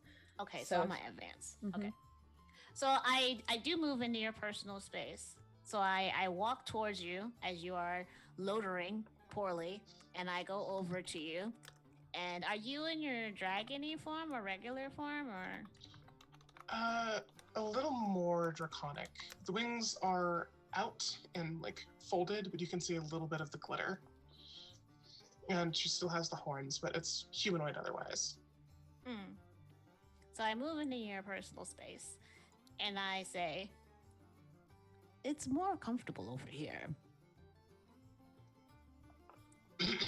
Would you care to join us over here?" And then I nudge my head over to where there's almost like a ruiny place, but it's covered in like think Dragon Age, kitten elven place, stone and stuff everywhere, druidy type thing. That's their area, and they nudges over to there, and he says, "Would you care over here? I think it is the most serene, and it seems to be putting this one at ease." Well. And she sort of pauses and shifts awkwardly, and if you glance over her shoulder, you can see her wings are starting to glow a very flushed pink. If it would help to still our little void dragon, then yes, I would be happy to join. Lovely. And then I walk beside you to walk with you there. I'm not guiding you, I'm walking beside you there. And as we walk over, I'm kind of making small talk, but not talking your head off, basically explaining that I read in a book once, and then this area is, rife with magic and serenity, and is the best place to meditate, and that he's always wanted to come here. And then at the end of it, he says, "I could have haxed for better company, I think."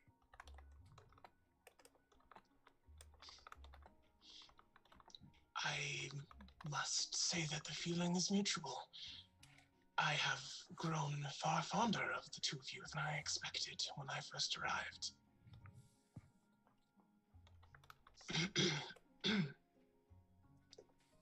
Quite.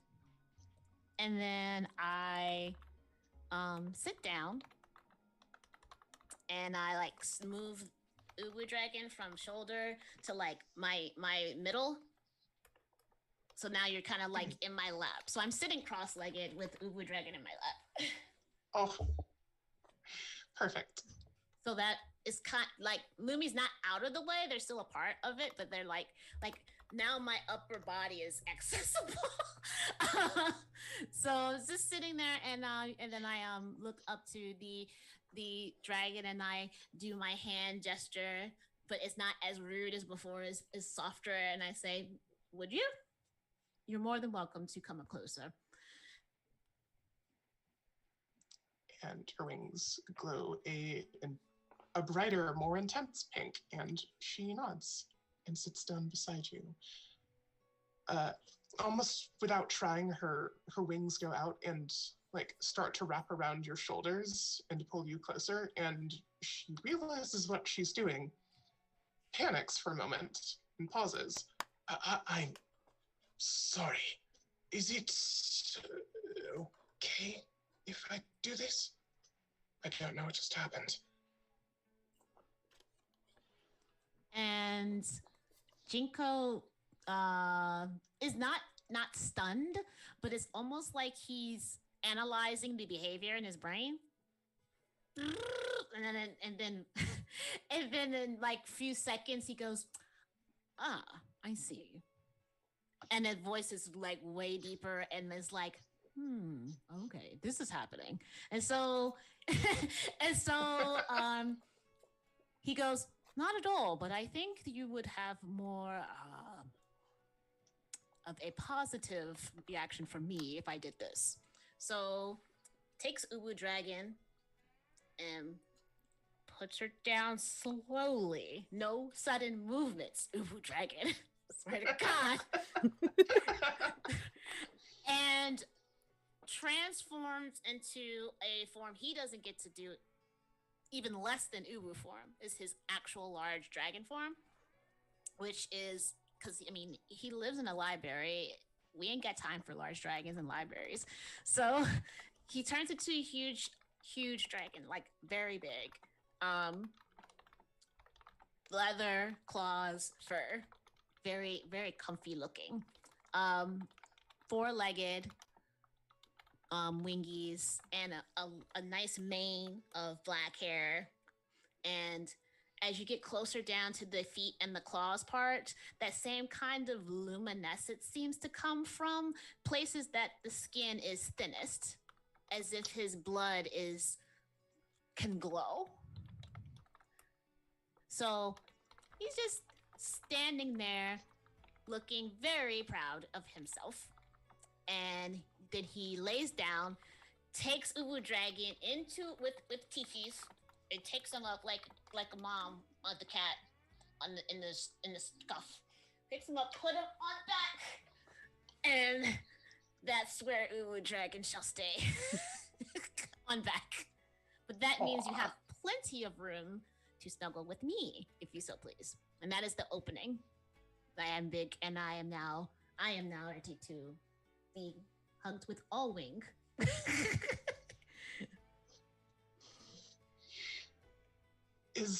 Wait, just to be sure I'm reading this right, is this also an invitation for her to transform or for her to be held in this form?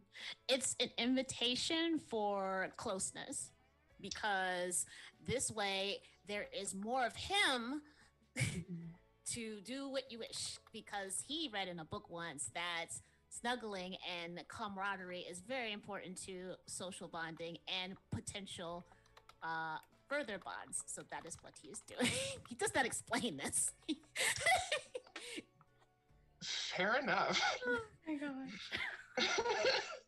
I'm actually dying. Ixie accepts. She's timid at first. As I said in Twitch chat, all she knows is pining because she is a dragon of the earth. But Nope. she grows to a more draconic form, like it's closer to her full form, but smaller than Jinko is now. And just sort of nestles in underneath him. Hey. So scoop, like thing where if you see like animals laying side by side, and then one of them like kind of curls around the other. Mm-hmm. That's what Jinko does once she lays down. He kind of like curls so that he's like scooping like around, and then places his large neck and head and lowers it down so that he has crescent moon around you. Precious.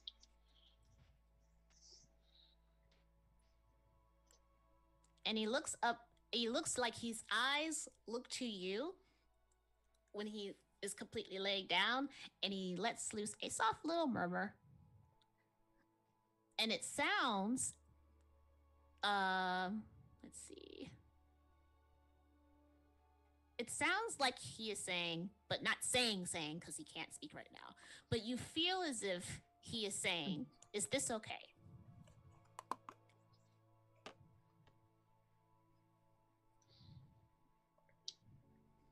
She nods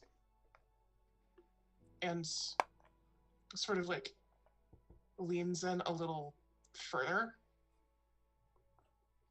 just embracing the moment. And that is think- very kindly. Yay.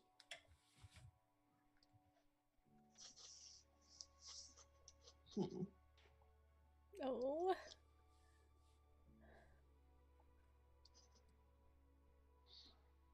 So you lay down with each other to sleep?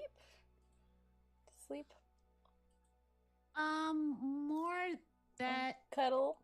yes, cuddle. It's cuddle time. Also, it's getting later and later, and later and later, and as it gets later, he gets more and more glowy, but it's not because he's making it. It's just because he's freaking bioluminescent. So, Sure. Absolutely. so because that's a little bit awkward for him, his wings kind of tuck harder against his body so that it's not as bright, and he like takes his hands, his pawsies, and he like scoops them underneath his body like this. Because he doesn't want to disturb the moment because it's so peaceful and nice. At some point, you just feel Lumi like tumble off of your back, like in a strategic tumble, right? And as Lumi would hit the ground, you feel Ixie makes see it. Lumi transforms into full dragon form, and Lumi has a very long body, kind of like if you know the Spirited Away dragon. So like a very like long body, is like a deep shade of purple, with kind of sparkles, and instead of wings has just 2 rows of fins down the back, and has this very distinct face with like really long like whiskers. And as it gets darker, Lumi's actually going to kind of like rear up and use her breath, which is a meteor shower. And she's she's going to use it so that it provides some just luminescence, but also point it so that it makes a circle around all 3 of them, of these little like luminescent balls. And then is gonna kind of like look at everybody, and like it's clear like Lumi's trying to figure out where Lumi fits in this snuggle picture.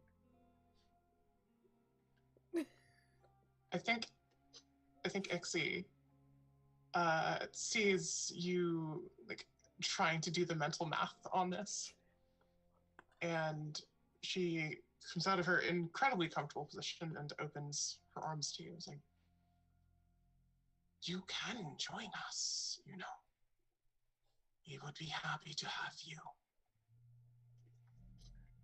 So Lumi is going to again like scurry, but it's like large dragon scurrying over to the open arms and kind of do like the circle and like wind in on herself, like also like snuggled up.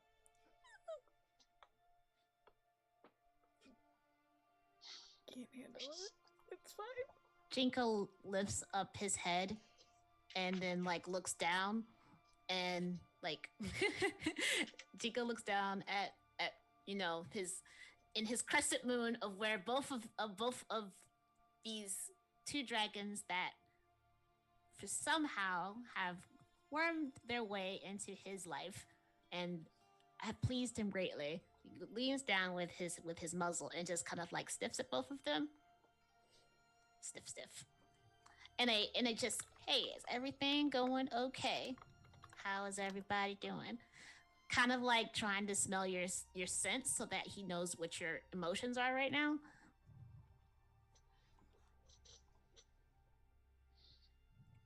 Sure, what do y'all smell like? Or what do y'all smell like? Slash. Sniff. Y'all, I love tabletop RPGs. Asking the important questions. Also, Alex, I for sure want art of these 3 precious dragons. Oh, I love it too much. But what do you smell like? Slash, what other ways in which like your mood sort of you express your mood? Because all 3 are the emotions so big that we get a sense of smell, color, sound, all of the above. Please describe. I'm here for it. Just listen.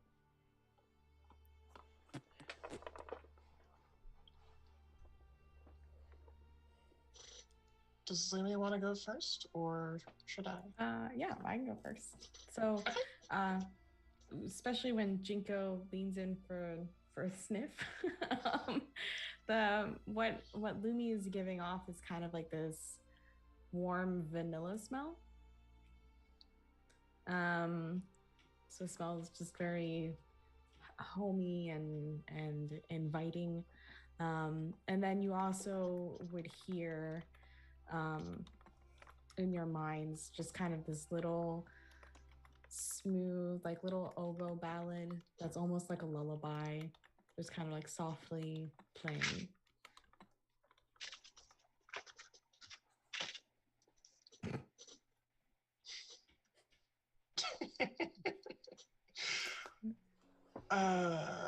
I think Ixie being like smack dab in the middle of this particular cuddle puddle.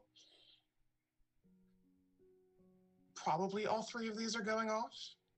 Like the scent she gives off is that of petrichor, like wet earth after a fresh rain, very calming, very relaxed, very at peace. Her wings never really stop giving off light, but now they have started to like iridesce and they're just cycling through the colors very softly, very slowly.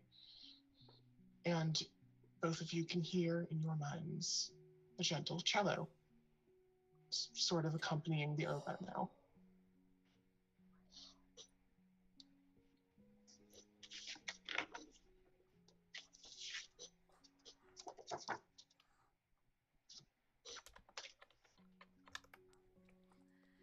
So, in smelling that Lumi seems to feel at home of some sort, after sniffing Lumi, the very, very, very tippy tap tap for tip of Jinko's tail does this on the ground. So very pleased. And then after sniffing, Ixie leans in like and does like the most destructively precious, intimate, muzzle nuzzle. to Ixie. So is very happy that you're happy. And then like sniffs at your wings because he didn't know that someone else could do that. And so it's kind of like a soft kindred that he feels now. And so he smells like the most perfect. Like, have you ever smelled someone with the perfect perfume? Like, smacked you in the throat good. Like, I've never wanted to actually have sex with someone just because they smelled that way. Perfume, like that type of perfume. Combined with, and this is just my personal enjoyment. Like, have you ever smelled a cigar that wasn't lit? Yes. Yes. Mm-hmm. Yeah. So yes. So mix that with that, and that's what both of you are smelling. So like a very classy nightclub. Yeah. Yes. So I approve. So that's what he is wafting because very, very, very lonely dragon is now settled and happy, and very, very, very pining and now beautiful dragon is happy and lovely and glowing. Oh my god, glowing like me type of thing. And so he lays back down back into his little crescent that he's crescenting still around you, even tighter around the two of you now, and he feels like he's everywhere at once. Oh. Oh. I wasn't muted for that, but here we are.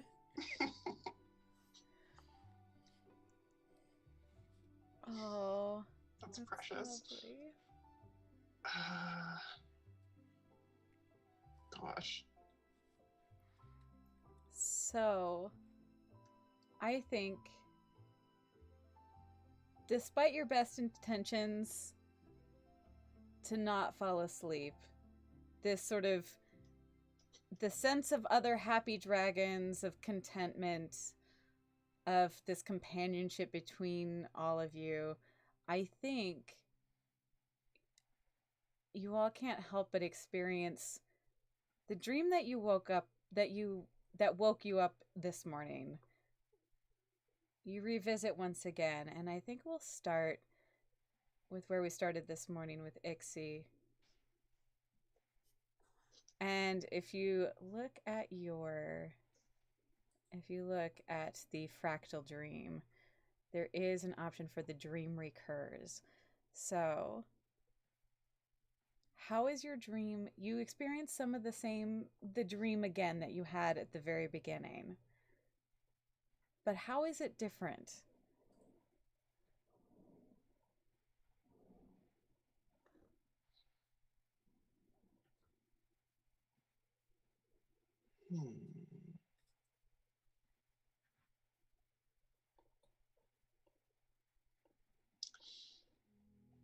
I'm going to say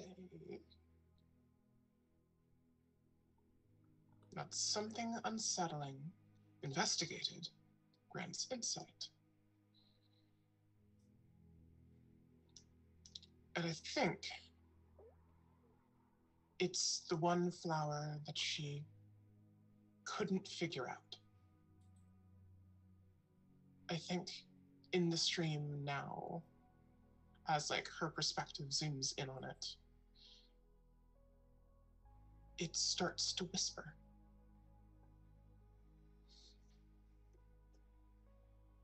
Do you hear And what? I do not know. Oh, go ahead. Oh, sorry. I was just going to ask if the world knew what the flower was whispering. Oh. That's an excellent question. Oh, I was not prepared for them to ask me questions. I did this myself.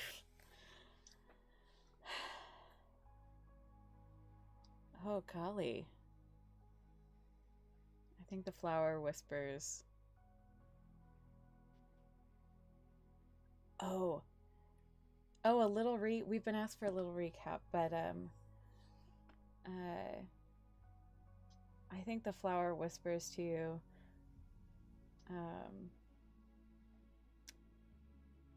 You know, the thing about flowers and the language of flowers and the language of the flora, and you well know this.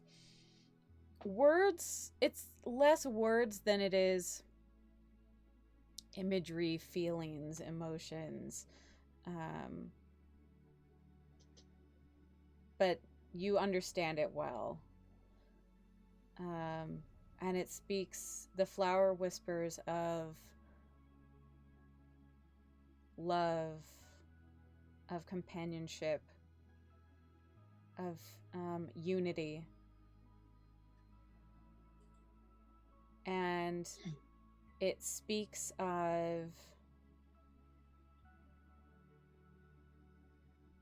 the way it speaks of the other flowers like it. This might be the only time you have seen this flower, but its roots knows others. And that though it might be separated from those other flowers, their roots are what keeps them together.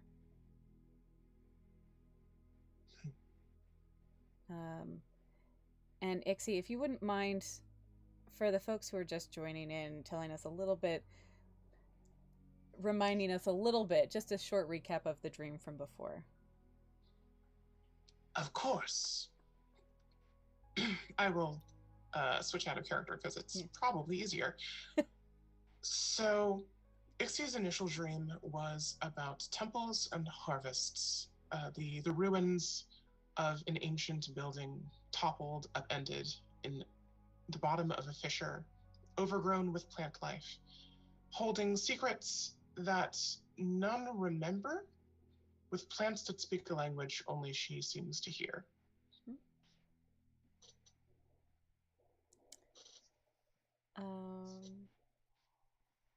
Lumi, your dream. Remind everybody what your previous dream about your previous dream, and tell us what is different about this dream. So previously, Lumi was, I think I used the word slithering. Mm-hmm. Slithering through the stars. Lumi was experiencing hunger, whether it be for food or hugs was unclear. And as Lumi passed by all the stars, they were all whispering somethings, whether it was songs, unclear sounds, or some of them are just screaming, apparently, as Lumi makes her way through the stars. So at this time, I think something that is different is that previously Lumi was in all human form. Mm-hmm. This time now Lumi is in full-on long slithering dragon with flowing whiskers and the non-existent space breeze. Still slithering through the stars, but I think now the stars, the whispering that once was pleasant, starts to become nightmarish. So now all of the stars seem to be racing in as if collapsing on Lumi. And they all are definitely like deafening roars. As Lumi's continuing to slither through, and Lumi's headed towards a point. Like there is a point that everything seems to be collapsing in on, and Lumi's trying desperately to get there as quick as possible.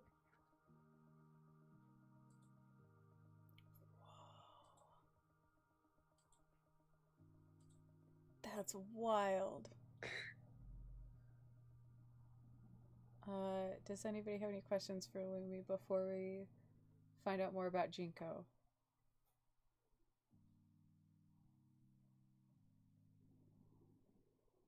Good.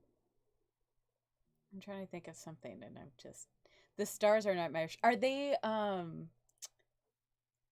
are they any more intelligible than they were, or it just becomes something nightmarish? Like, are you learning anything new from the stars now that you're in your dragon form? I think it's definitely a lot more nightmarish, but I think every now and then Lumi just hears the phrase, complete the ritual, as Lumi's trying to race towards whatever this is through the cacophony of screams. If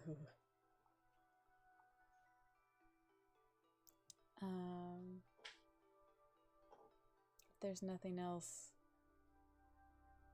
we go to Jinko's dream. And if Jinko, can you if you give us a short recap of your previous dream?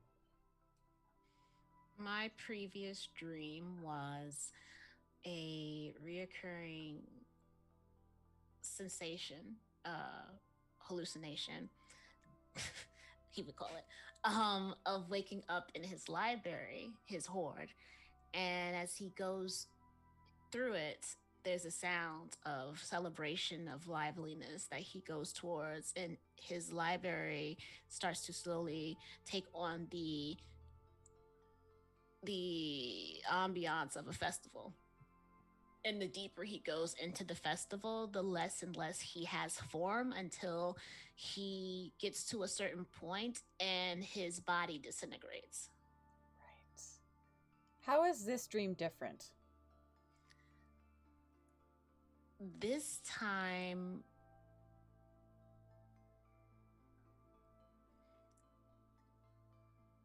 he goes in deeper and deeper into the festival. But instead of getting that pleasant ending, that release, he feels condensed, almost scratchy, almost as if it's kind of like how when you want to cry but you can't, like that tightness in your chest. So that is occurring, and it gets worse and worse and worse until he starts to retreat from the festival.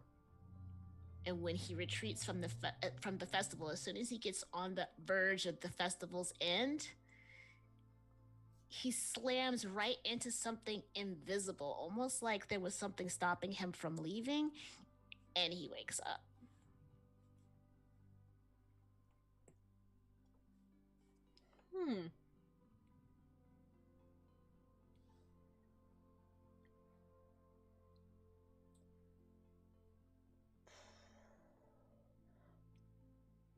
Like, do I have a question for Jinko about this dream?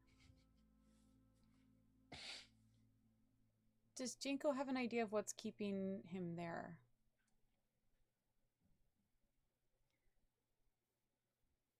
Unlike before, where the dispersion was effortless, organic, the same condension that's keeping him solid is also organic, but not pleasant. So something feels like, where is the thing that made me happy?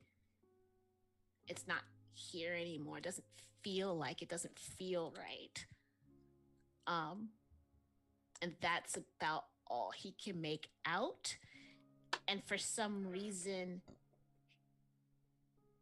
it wasn't in his hoard either, because he couldn't go back to his library.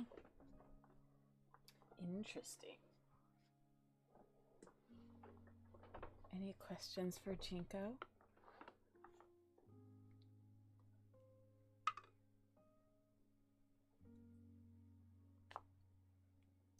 Alrighty.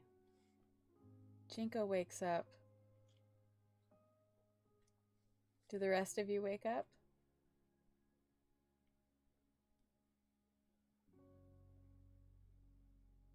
kind of startled awake, so I hope I didn't wake y'all.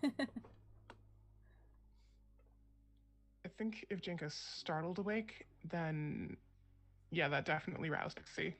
She tried not to move too much to, keep the chain going, but she's up now. I think maybe a little bit after that, you could tell like Lumi's not having a good dream. Like Lumi is like doing like the dog running in their sleep type of thing. Of course. And Yep, of course. and then Lumi like startles awake, immediately turns into like human form, and then is kind of like, we have to do the thing. We are slacking off. We have a job to do.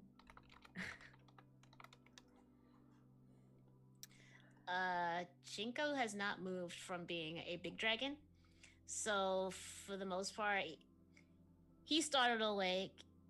Ixie got up. You were panicking, so he stood up and like did a back up so that he could like put his big head down and like nudge you with his nuzzle and his paw to kind of like get you to wake up, and then you turn into a human, and then you were like, do the ritual. And so he did this with his neck. So that's what happened with Jinko. He's just like Oh my god. I think seeing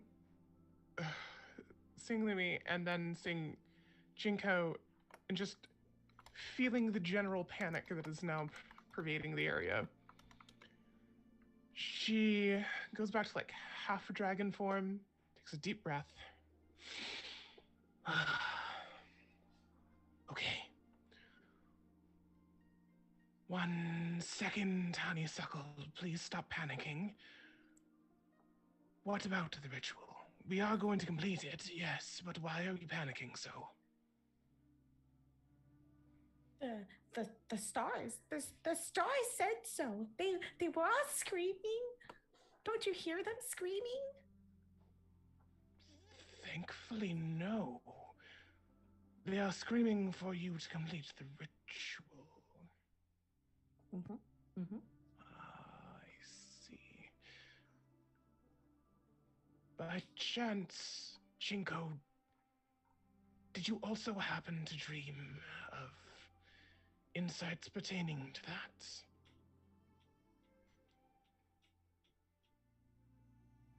I worry that this might be a pattern. Jinko is listening.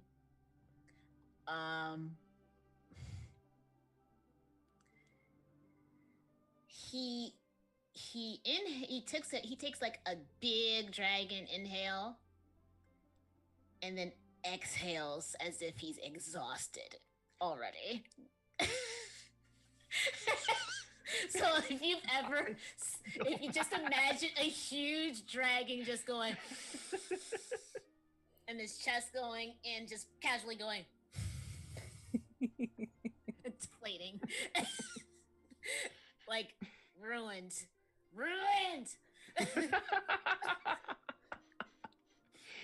But not wrong. This is we did this. We were here for a reason. Perhaps we did get sidetracked. Perhaps we didn't. We don't know. But he takes his big inhale, his big exhale, and he slowly changes back. And as he changes back to his preferred form, as I've explained, he does like a small hand wave, and his hands kind of sparkle a little bit, and he has clothes on because his clothes were gone, and he doesn't walk around nude. So when he's like this, he needs clothes. So he put clothes back on magically, and he walks over to Ixie and Lumi, arms crossed, and looks to Lumi and says, I thought that we were meant to be chasing. I thought that was part of the ritual. You seem so certain of that. Or was it fighting? I'm not exactly sure. Oh no. But you're the one that has books? I think they're books. They're books, right? You have books. Yes. They have the squiggles in them. Maybe the squiggles can help us. As I said Squiggles can before, help. I did not read or see or find any information about this phenomenon. I could inquire to other dragons, but I am not inclined to. And then what he wants to say is share, but he doesn't know why he wants to say share, so he just doesn't say anything. And then he just rubs his chin like, it's an option. It's an option. We can think about that. Is there anything else that we probably find on the surface, Hixie? Well, perhaps this. One moment.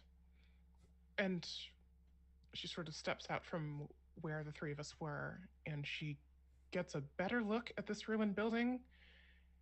And she's doing like some mental calculus. And she thinks maybe that this ruin and the ruin on the surface are related? Possibly.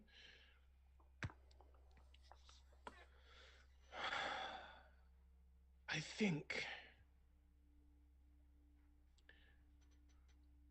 think the answer we seek lies with the world. Or perhaps more insight. At least this is not my strength exactly. But,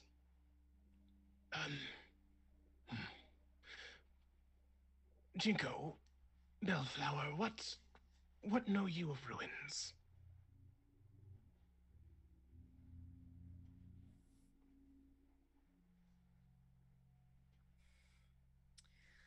Well, we don't have ruins on the moon, but there's a plethora of them on the Earth. And as I said, I have only been here once. It was when I was very, very, very young. So don't have much knowledge, only that I know what they cause within us dragons, which is serenity. Beyond that, I'm not sure. I suppose I could comb through my catalog one more time. It could not hurt. And now he's parsing out the best way to bring you to his library, while also still trying to think of anything he would not remember of his own hoard, which would be insulting to himself, which he would never admit. So he's like, it's a lot going on in his brain. So yeah, there's a lot. He's doing a big think. Big think. The big think. It's a big Pickle think. While also his tail tip is like doing this thing. And it's just going side to side. Mm-hmm. It might be related to his thinking. Might be also because he's just irritated that the moment is gone and he wants it back. But you don't know. Valid either way. So. Well. Sorry. You said a well. No problem. I suppose while you rack your brain, we could. There was a place I could take the two of you. I think we may find answers where a flower rests. Maybe.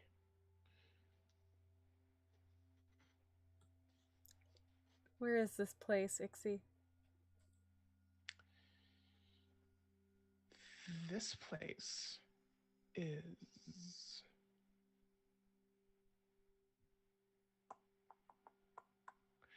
It's like on the world's equator. Your place. It was part of this. Mm-hmm. Oh my goodness. It's like at the. It gets dead center at the bottom of a fissure. That's like half a mile deep. I think that's where this ruin is. Do you think you can get there and back before the eclipse? Knowing that you need to be on Sky Mountain, that's the one piece of information you do know.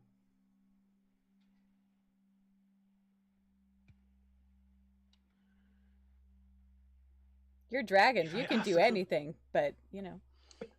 If I ask the world very nicely, it may accommodate us, I think. By all means. Ask away. Do you think the world would like a gift? I can offer a gift. I think it would appreciate that, depending on the gift. So, seemingly out of nowhere, once again, Lumi's gonna pull little orb. Oh my god. Just shut up. I adore you. I hope you know that. just props. It's good. The world's love language is gifts, y'all. So as because Sky Mountain's above the planet, so as we get closer to the planet, Lumi's just gonna kind of like hold the ball out in front, be like, "World, here is a ball. I thought it was food. It's not food. Don't try to eat it. It's okay though. It bounces, and it's a little squishy, but it's more hard. But it looks like the sun, and I thought you would like to have it inside of you." And then I'm just gonna like yeet it at the world. wait. I need to make sure this mental image is crystal clear. We're still on Sky Mountain, and you just yeet that motherfucker at top speed. Yep. Okay. Towards the world. That's the best mental image I'll have in my head all night. Thank you. I think Ixie freaks out for like 2 seconds after you throw the orb, and she just shouts, it's like, "Oh great world, this honeysuckle provides a gift for you in exchange for quick travel. Please accept this offering." She doesn't actually know if that's going to work, but she'll do it anyways. Jinko is remembering a book he read to himself. He's remembering a book that he read in which such offerings to the world usually involve a lot more physical effort.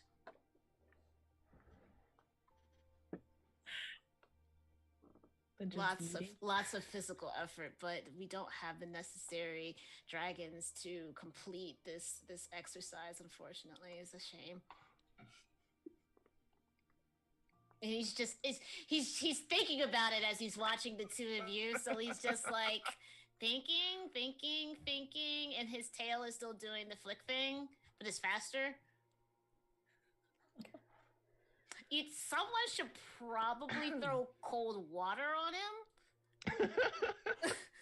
But no one knows the struggles going on. So he's going to be useless for about 5 minutes. I'll say. So I will say that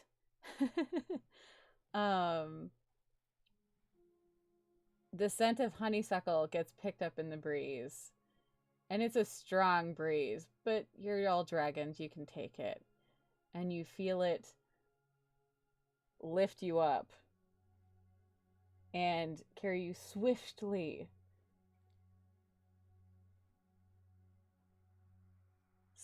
to the world. I would say, it's dragons. There's magic. I'd say it works because these are beautiful, beautiful things.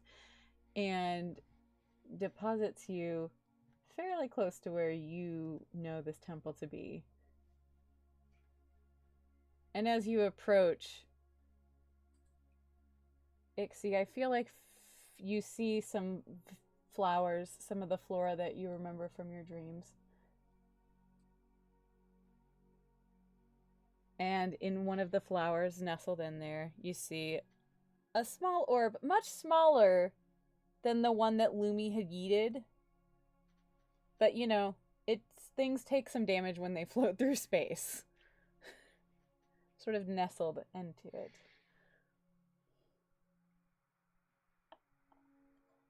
And you find yourselves there. Oh, excuse me. I think that is a sign that the world has accepted your offering greatly, Honeysuckle. Good work. It was a good offering. I was really proud of that orb. I found it a very long time ago.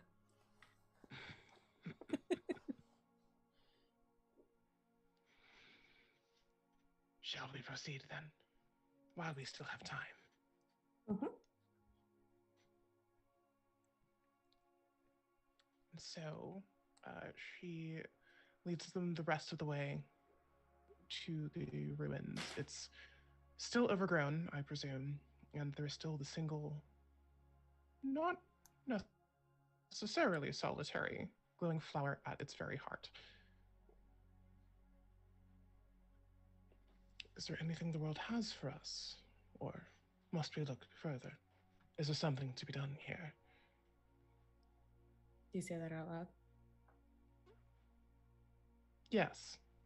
Okay. Lumi's just gonna also yell, "Hello, world? Are you there?"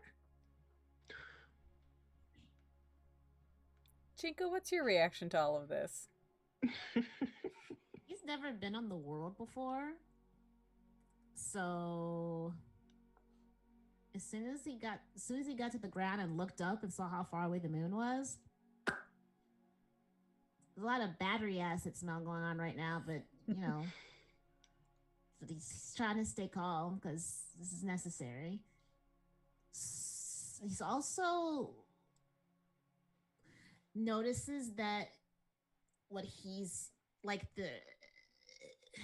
when he steps and where he is because of all the flora and everything and of what he is, like stuff doesn't jive well, because when he looks behind him, like the grass is a little wilty and like flowers are kind of wilty, and that makes him feel bad. It makes it feel worse. The battery acid smell gets worse, so it's like a chain reaction that's going on right now.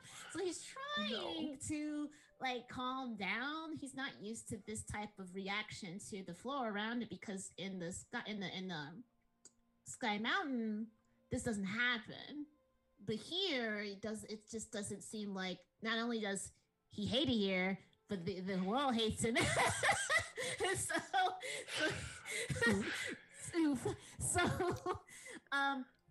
He's close by though. He's close by. He's just being really hyper observant of his surroundings and noticing a lot of stuff that he should not even be focusing on. He should be focusing on this. So yeah, that's what's going on. He's silent basically.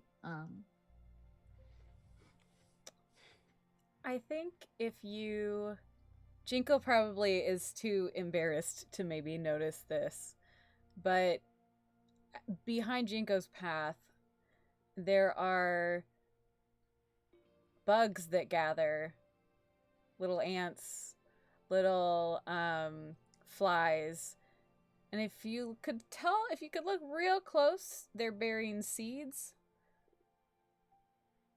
They are bearing droplets of water. And the damage that Jinko seems to have wrought doesn't go away, but there is a sort of minuscule healing that is happening wherever Jinko has stepped. As you approach the temple and the flower, Ixie had asked the world what the world what the world has to say, and the flower, I think, opens up more, and surrounding the flower is probably a small pool of water. And if you look into the pool of water, you see a reflection, but it's not quite a reflection. You see the peak of a mountaintop, the very tippity top peak of the mountain, and one flower on top of it.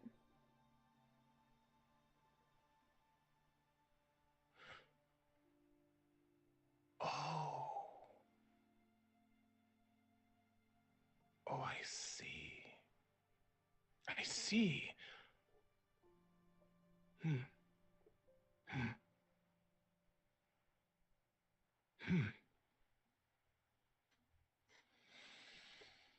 I think she just kind of starts pacing back and forth. Like, so.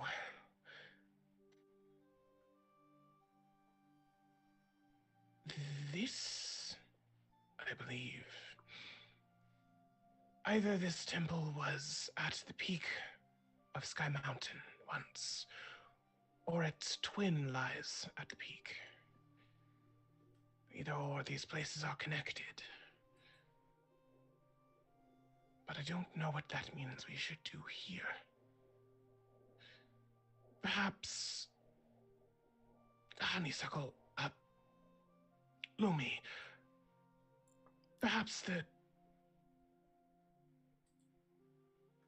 part of the ritual must be done here, and the rest on the mountain.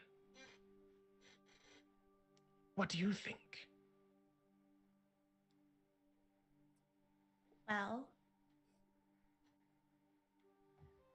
so this flower, right? This flower seems important, right? Yes.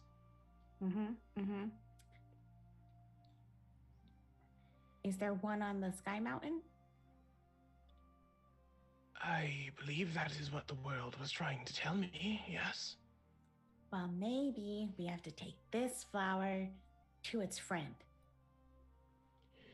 We have to unite the flowers, bring them together once again. And like Lumi's actually gonna sit there and like fade away the voice and like clap hands.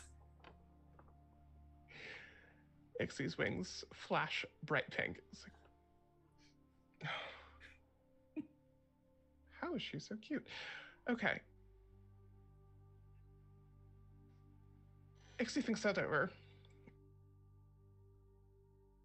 And just sort of nodding her head as she's just piecing all the parts together. It's like, I feel you might be right. I believe unity is what we should strive for here.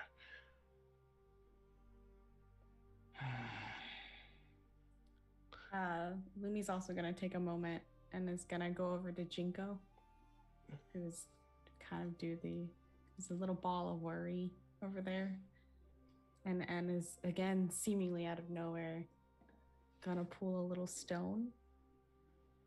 It's gonna say, I think you're uncomfortable, but if it makes you feel better, you can hold on to this. It came from a moon, not your moon.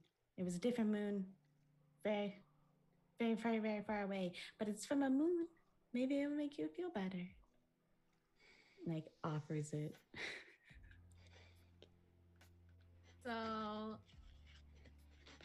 he heard you approaching and he tried to get his shit together but failed.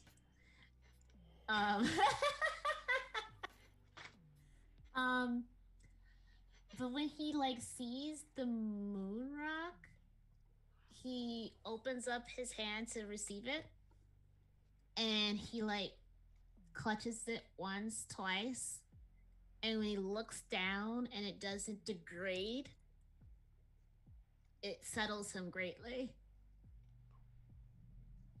and his shoulders kind of like sag. Thank you. Where did you get this level of insight from over the course of a few hours? Why, hundreds of years old, you know. I've been around the block a few times. I don't see people a lot. So I get really excited. That is fair. What did you ascertain from this trip here? Okay, all right. Ixie, correct me if I'm wrong. Gets into like action storytelling mode. Flower. There's another flower on the moon. We have to bring them together again in peace and harmony, and that we can succeed.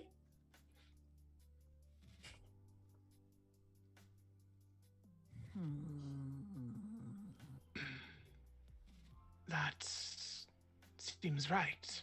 Yes. There is only one patch on the moon that has anything close to an environment that would house flora. But this flora that is unlike anything here. Certainly nothing that would survive my kind. But I suppose it would not help to, it would hurt to investigate. I know where the patch is. I could take you there. If that is our aim.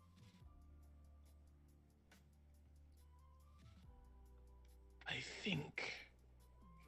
think that is a good next step, Bellflower.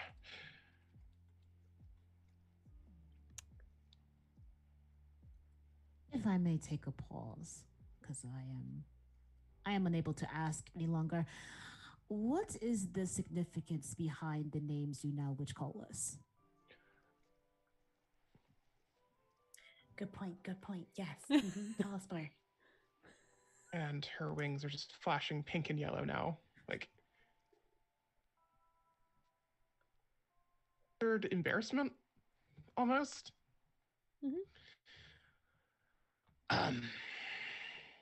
Well, since you asked first,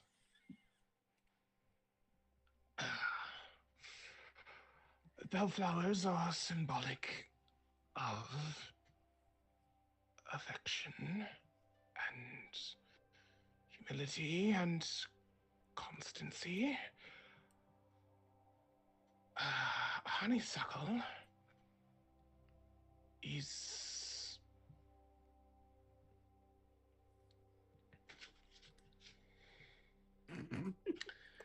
Doing okay there? Struggle is I'm real. fine. Ixie's panicking. Sure, naturally. Gay panic is a constant for any character I play. You know this. I don't know what you're talking about. True. Spoilers for a different campaign. What spoilers? There are no spoilers here. So even though he acts and he's waiting for an answer, the more you're struggling, the more he is perceiving your discomfort, because I can assume you're also wafting panic smells. So yeah, so he kind of like he takes his rock and he puts his safe, and then he like comes over to you, and then he like puts his claws like on your forearms, like gently cradling them like this, and he says, "If you don't want to explain, it's okay. I was just curious. I do not mean to panic you." No, it is okay. I am okay. I just do not have much experience conveying these words beyond the language of the flowers themselves. But you asked, and it would only be fair to give both of you the answers you seek. The bellflower, as I said, is for affection and humility and constancy. The honeysuckle is for happiness, joy, and devotion. Yep. Sorry. I have Sorry, what was that? grown fond of both of you in a short time. What was that? Sorry, the world the world's a little hard of hearing at the moment. So with now that he understands that he was being named due to the meaning of the flower, not the flower's physiology, he nods and smiles and then gives your forearms a gentle squeeze and says, well, in that case, I shall call you, I suppose by this custom, Calla Lily.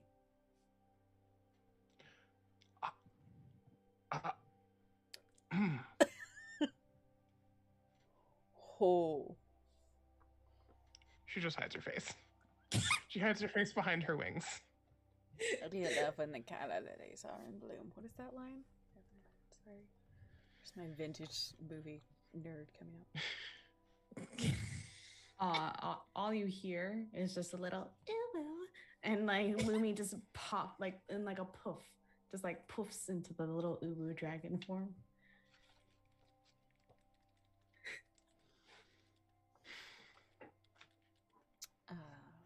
And then he backs up, not understanding the true damage he has caused, and smiles, nods, and says, all right then. I suppose our goal is in order now. Should we be on our way?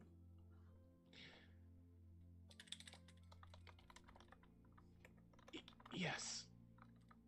And she turns and scoops up little Uwu Lumi. Luwumi? Luwumi. Lumi. And before the two of you take off, I suppose. Am I gonna? Yeah, okay. Ixie is going to just gently take Jingo by the shoulder, turn him to face her, and come very close to his face.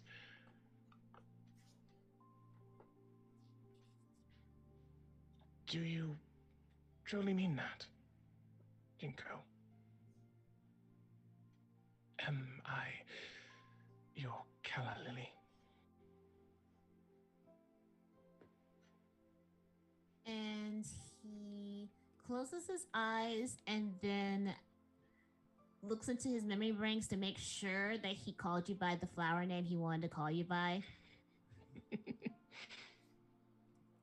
Says, so he's like,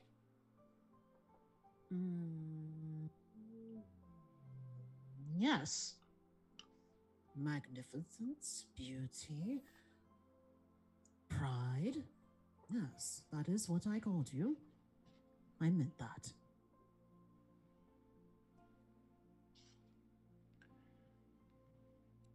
So, I love you all. This is adorable. Where are you going next? What's the plan? I love you. Going to the moon, moon, moon. Go to the moon, moon, moon. Heading towards the moon. Moon. Moon. Moon. Hey, did somebody take the flower? Huh? What flower? The flower. You're going to take the flower from the temple. Yes. Okay. Yes, I'm going to scoop it up with the dirt around it and sort of transforming a little more draconic, just sort of plant it on my shoulder, basically. Mm-hmm. And there it will sit. Resident plant mom, taking care of the Plant. flower. Plant bomb. Does anybody? How are y'all? Are you flying? Are y'all just flying to the moon? Do you ask for help getting there? Can we go the same? Can we go the same way we got to the Sky Mountain? So, can you? What was it you said? Yeet us back to where we came from. Well, I believe there was an offering made to the world in order to get that yeet. He doesn't know that. He's just asking questions. How did you get us here? Can we do that again? I suppose we could try, but we would need to. We would need to give the world an offering. Kind and so benevolent world. Yes, the world is oddly helpful today. I feel we should make the most of this generosity, but we should not push our luck too far. Oh. That said, if we provided a sufficient offering, it may still listen. So, because Jinko has been hyper aware of his surroundings, he did notice that for some reason the steps he took was no longer as corroded. And because he's not above not thinking about magic, because he uses magic, so he takes the rock that was given to him by Lumi and looks at it, and the foundation it gives him, the calm that it gives him, and he gives that to the earth. So he takes the rock, he holds it to his chest, and he goes, I am trusting that I won't need this soon. So could you please help us once more? Take care of us? And he looks in his brain to make sure that there isn't anything else he can say to the earth that he can do blah blah blah blah blah, and he can't. So he takes the rock and he bends down and he like makes a little, puts the rock into the ground and covers it up and waits and see what happens. See if anything happens. The pool of water surrounding the flower, that had been surrounding the flower, that had reflected the top of the mountain, you notice there's like a ripple effect as Jinko buries the rock, and as it shifts, you notice a more familiar looking territory, Jinko. The flower is still there in the reflection, but it expands and grows larger, encompassing, not quite getting to where you all are standing, but it is a much larger puddle than it seemed to be.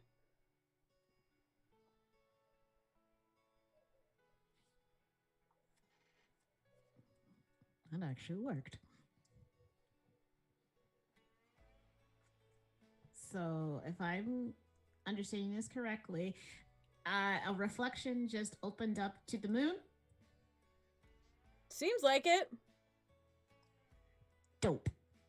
So with that in mind, he sees what he believes is the pocket that he was talking about in the reflection. Mm-hmm. So he exhales, looks to the two of them, and says, I suppose the world listened. We should not drag our luck, yes? And then he starts to go forward.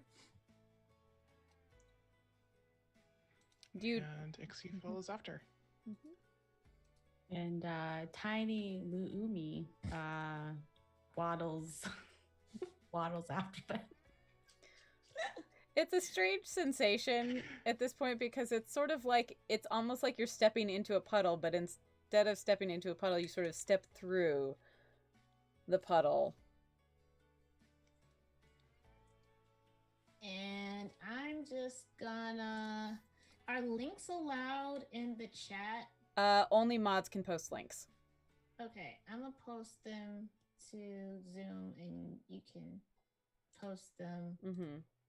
Because this the explanation of where we are is a lot. So I'm gonna try and put some visuals down, if that's okay. Is that okay? That's fine. I try my best. I would prefer that you try and at least keep it. We want to be a little short and sweet, y'all. We are at 3 hours. Yeah. A little past. That's why I was trying to shorten it with picture, but I will do my best. Okay. So think about the coral reefs that aren't destroyed by climate change. Okay. Think about those. And then turn it into a forest, and then drain the ocean. Ooh. I love that. That's perfect. So yes. that is the moon's patch of the only flora available on the moon is literally like the sea. Coral like barnacles and corals and floras, and just it looks like he belongs there with his freaking pink glowy ass. Like it's yeah. So everything it's the coral reefs as a forest, ocean drain. That's what it looks like. And with the flower in mind that we are now looking for, I mean, it's gonna stick out like a sore thumb. I mean, you basically came through right on top of it. Okay, so there it is right there. Yeah. Okay, sweet. So there it is. We did it. So we gotta scoop it up. Scoop at the flower. So I'm gonna try my best to scoop up the flower. And I try and get as much of the natural earth moon compacted around this flower as possible, and hold it close because I don't have healing power like Ixie, and I don't want her to try to maintain it because I don't want her to get hurt because I don't know how the biology works between her and Moon, so I don't have her do it. So and then I look to them and I go, how do we get back to Sky Mountain? So to answer that question, Lumi is gonna go full dragon form from little uwu wagon to large, monstrous, snake-like dragon with the whiskers. And in each of your heads, you can kind of make out. It just still sounds like an oboe, but you can make out the words of "get on." Get on the back. Well, you heard her. I will not dwaddle, and I don't, and I get on the back. So once everybody's securely on, Lumi kind of gets kind of low to the ground, does like a little wiggle, and then just like shoots straight up and off the moon into space, and kind of does the snake wiggles through space to land on top of like the very peak of the Sky Mountain, where there's a third flower sitting, weirdly enough. Strange. How about that? I know, weird.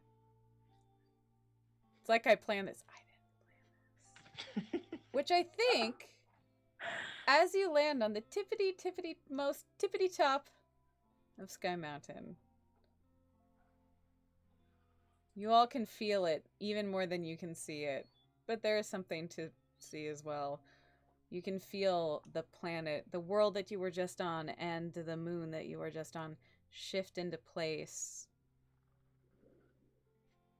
The Sky Mountain lines up with them. The peak at this point sort of rotated, pointing outwards to the void, encompassing all the worlds that you all know.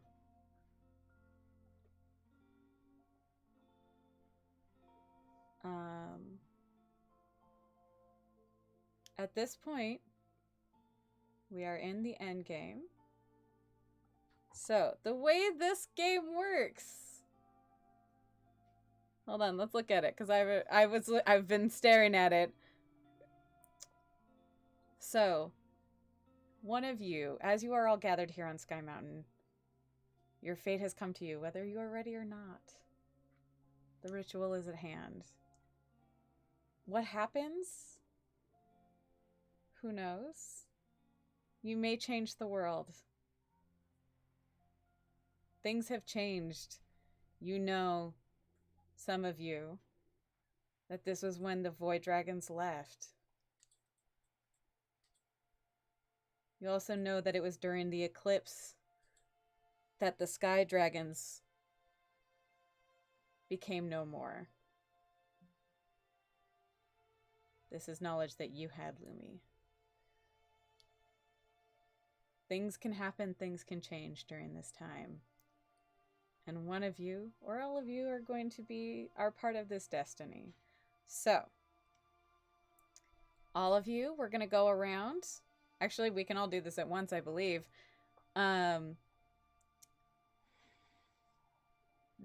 We're each going to put a hand out and hold up a 0, 1, or 2 fingers. On the count of 3. 1, this is myself included. 1, 2, and 3. So, perfect. That's a total of 6. So, starting with me, weirdly, we'll see how this works out. I hope it doesn't land on me. We're going to go clockwise and say a number starting with, we're going to count down basically from 6 to 0 to 1. 6 to 1. And whoever lands on the 1 gets to sort of pick our end game. Ooh. Yeah. And sort of narrate how this happens. So I'll start. And then it's going to go, we're going to go counterclockwise based on the overlay. Mm-hmm. So counterclockwise, right? Clockwise. We're going clockwise around the overlay. So it starts with me, then Jinko, Lumi, and Ixie. Cool? So, 6.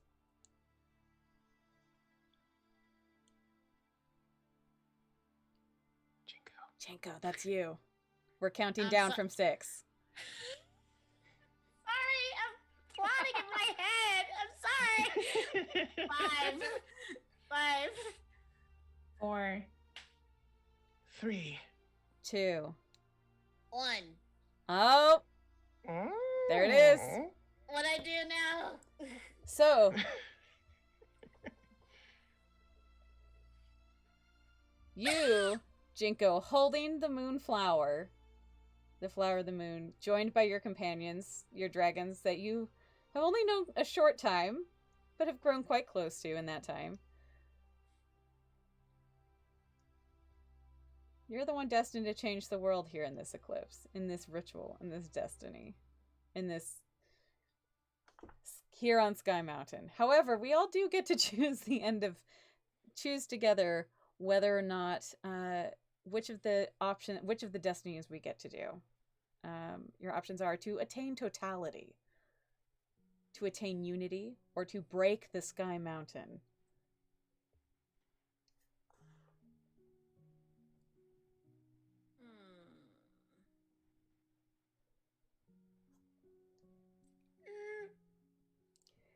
You don't have to. I was trying to pick prior just in case. Mm-hmm. interestingly enough, it's what I think is really fascinating from the world's perspective, sitting over here, is that you all had very different dreams about what this would be. I think I'm gonna go with attain unity. Attain unity Mm-hmm. seems appropriate given what we've all been through. How do you other dragons feel about that?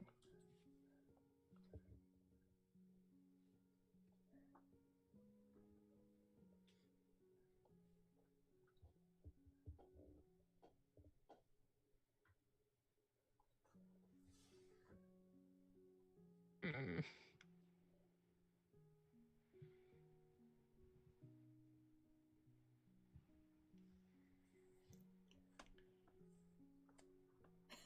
I mean, this is just intense. I know, isn't it though?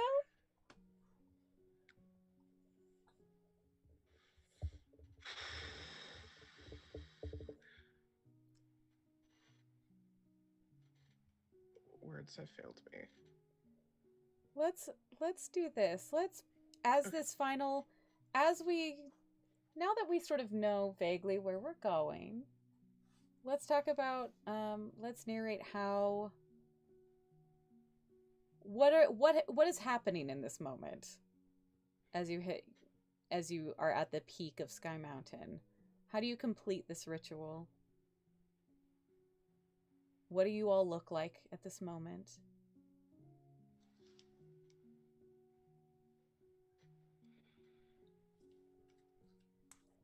Lumi is still in giant dragon form. Just kind of watching over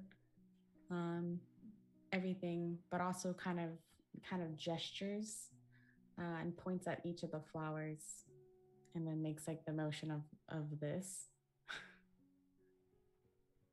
as if trying to say, "I'll bring all the flowers together, everything together."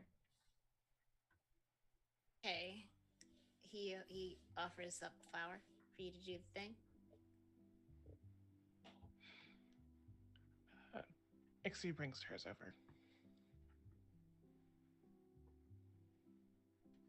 So Lumi puts the moonflower facing the Sky Mountain flower, and then I'm assuming Ixie puts the other flower facing the three of them. Mm-hmm. So they're kissing.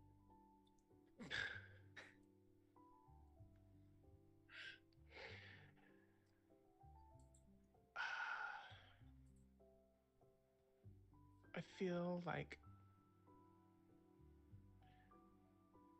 feel like sort of on instinct.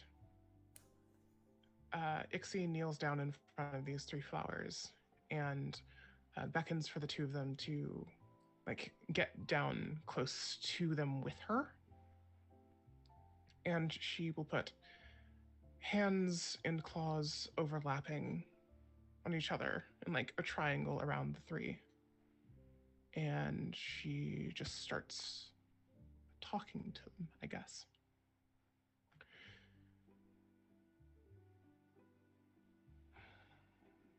This flower is one but three, connected by its roots, connected at the heart of what lets it bloom and glow, and in much that same way, they're keepers. We have become connected as well, and where one goes. And she looks up at the two of them. The others will follow.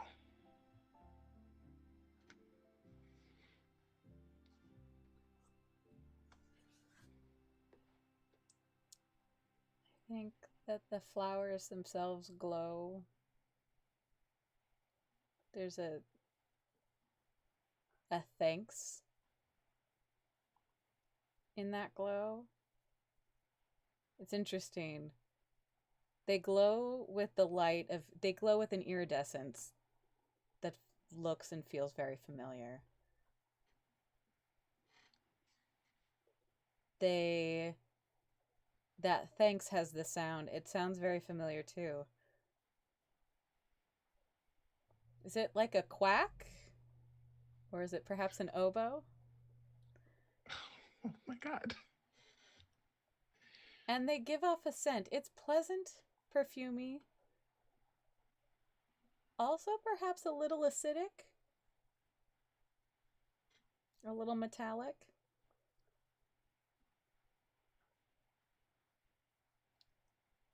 As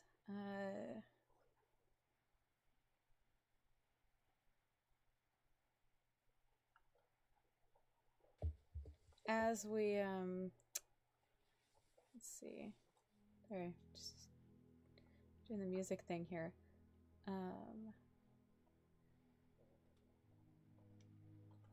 In these final moments,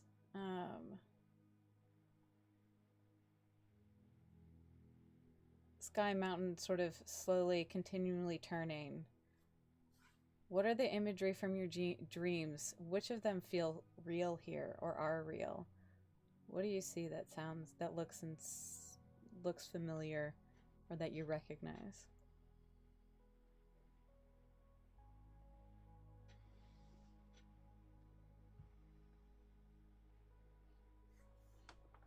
Is this a question for all of us? Mm-hmm. Yeah. Okay. I don't see anything familiar, but I feel the familiarity of being everywhere at once. You sure do.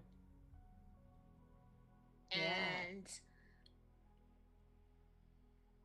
I feel the sense of panic that I felt in the dream as if it is far, far away. Like I buried it somewhere. Mm-hmm. And so I don't have that clutchingness in my chest. All I feel is the initial euphoria of the dispersion of myself. But I still feel hesitant because I know that, or I feel like I know that I'm not enough. That if there's others that I feel that are around me that go with me, then I won't become whole again. I can continue to just be dispersed as I wish to be, or as I feel I need to be.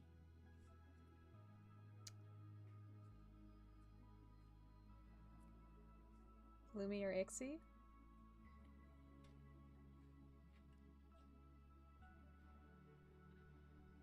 I think for Ixie, it's like Chinko, less seeing and more feeling the familiar. Like this feels like the words of that flower in her dream have finally come to pass, where these things up and that their fates from here forward are linked. And I think that knowledge brings her a kind of peace that she doesn't really have the words to describe. But she knows that this is where she wants to be and where she needs to be.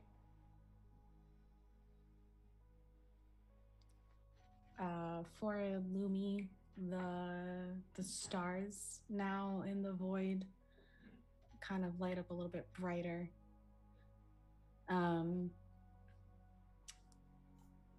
Lumi looks at Ixie and Jinko, and her eyes are kind of like glowing a little bit brighter. And in their mind, they would hear, "Don't worry, I'm here with you. They're all here with you." And like Lumi like looks up at the stars.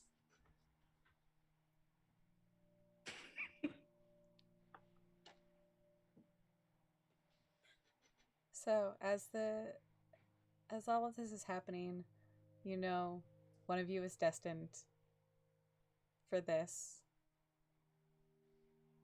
Jinko was. Jinko begins to rise into the sky. But one or both of you won't let them go. because of the bonds you formed. You won't let Jinko do this alone. So you all start, those of you who hold on, start to rise, and your collective weight begins to pull you back down. What forms do your bonds take to each other? To each other take? And what does it look like as you're rising and then falling?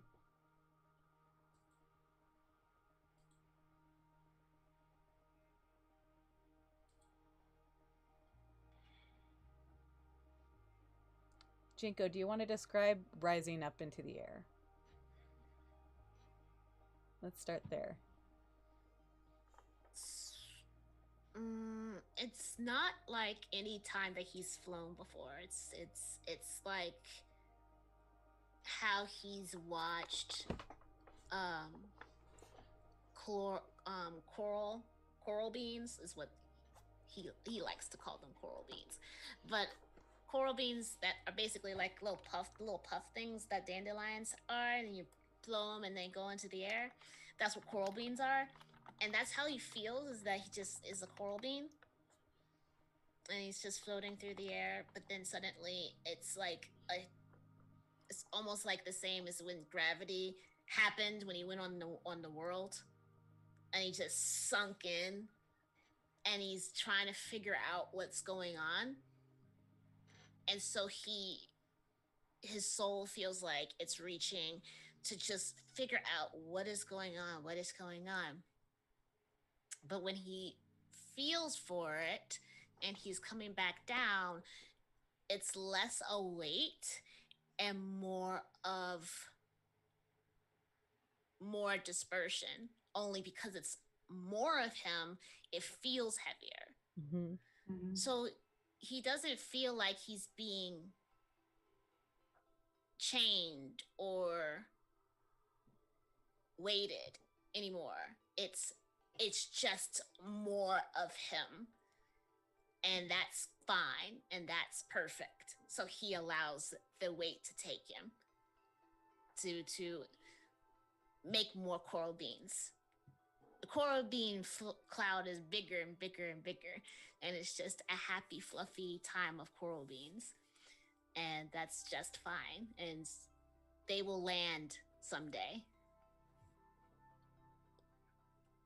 Lumi, let's go with you. What is this form of your bond with? Are you rising up with Jinko? Yes, Lumi's not gonna let go. So Lumi would also start to rise up.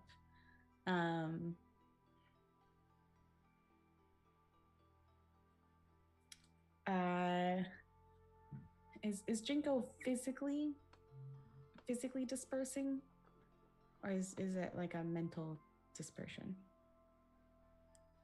from Jinko?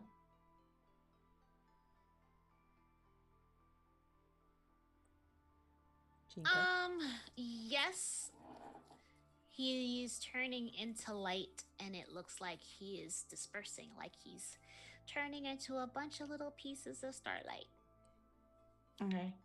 So as Lumi rises up with Jinko, then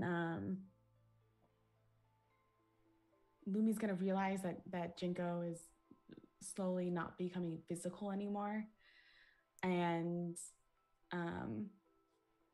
is going to open her mouth like she was about to say like no or something. Instead, all that comes out is the meteor shower of her breath, and that's gonna disperse into the little coral beans as they all kind of float and shower together. And then it's as everybody who chooses to rise up all at once would just hear this chorus coming from the stars. Ixie? I love that so much. Ixie is also rising with both of them. And I think as Jinko starts to disperse, she puts a claw on his, and it's almost like these vines with flower buds start to like wind down from her arm and take hold of him. And they start to glow, the same iridescence that they share. And as they flower, it is bellflowers and honeysuckles and calla lilies, and this garden just grows from within her onto both of them. She is rooted to them both. She is not leaving either behind.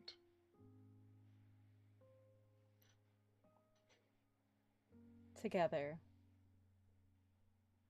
you all become a part of Sky Mountain, joining your ancestors in their eternal dream. The reason that there's no record of the ritual from before is because of this. Because others like you have taken part in these rituals and also become a part of Sky Mountain. You as dragons are all made of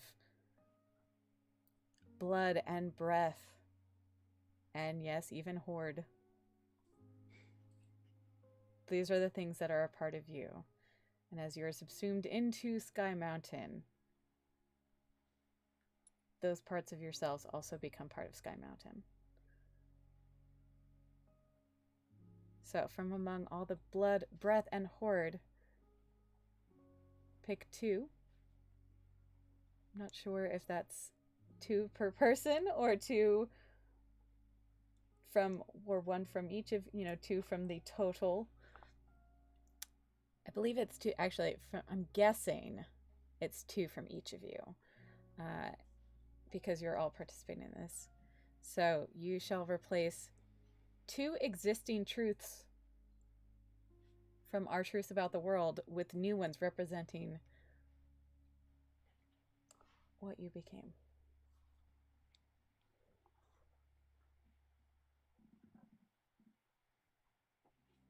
Also, wait, quick question. Mm-hmm. 2 out of the breath, blood, and horde, 2 of those exist on the Sky Mountain. Are we describing that quickly and briefly? If you want to talk about what your breath, blood, and horde is, it's 2 total, I believe, from the author themselves. So if you want to, if you want, you know what, I'm gonna GM's privilege, the GM in the GM-less games privilege is gonna say 3. Okay. Yeah. So one of you can pick from each. Does that make any sense? What I'm Yeah. So basically, I'm sorry, I'm lost. So basically what you're doing is you're, at this point, since we haven't actually introduced, I mean, we've hinted at your various blood, breath, and horde things. You get to sort of use your blood, either your blood, your breath, or your horde, to create a new truth about the world. Okay, so pick one. Yeah. Okay, pick one and then make another truth and then delete a truth? You can, yeah. Or I can add on to a truth. Okay. Delete it. It says, replace an existing truth. Or you can modify one that already exists. You're dragons. You're changing the world here. I got mine. I can go first. Lumi, go ahead. So Lumi's blood, that didn't come into play because we didn't do any battle, which was not a bad thing. No. Was crystals. Mm-hmm. So, just kind of blood made of crystals. And so, as we reach this unity, the crystals go off into the Sky Mountain, I guess particularly onto Sky Mountain, and where each crystal lands, in however many years or decades or centuries slowly, one by one, they hatch. And the sky dragons that were once no more become reborn. Ah!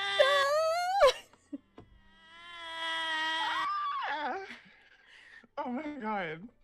I'm just gonna say there are babies. I'm just saying there are babies. There are babies. There are babies. Mhm. We did that. Yep, you sure did. My heart. We made the babies. You did. I'm not crying. No, it's Fuck fine. you. You can't make me. Jinko or Ixie? So I gotta do a thing. So Yep.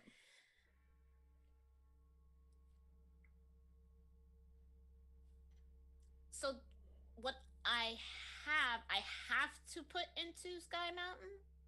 Hmm. Well, you're changing the world.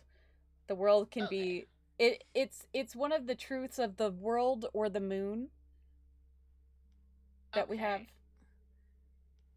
Can I use something to change the truth of my hoard?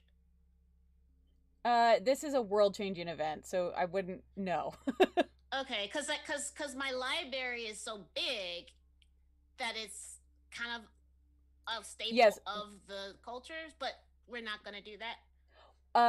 Well, let me. Sorry, I just remembered that I should probably look at what I have for you in terms of what this world truth is, because we do have in our faction details and our world details, what some of those essential truths. Those are what we're changing. Is if you look at that, if you had that sheet pulled up, our world details.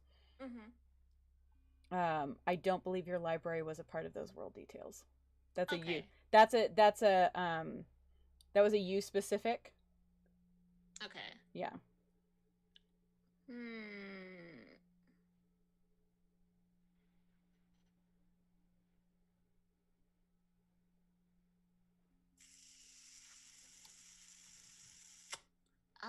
I don't have anything I could change. Or you can just replace one of the truths and add a new one of your own.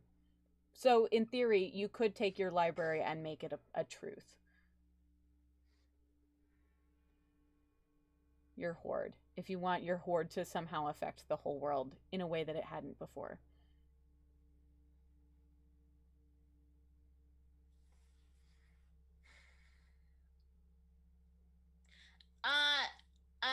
Come back to me. Come back Okay. to me. Come back to me. Come back to me. Come back to me. Ixie. Okay. I am going to say that my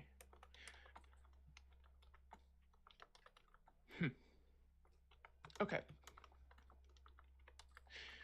I'm going to say that my hoard of plants, goes into the Sky Mountain. I think that life flourishes to a degree that it hadn't before, both on the mountain and in the world below. And I think with that,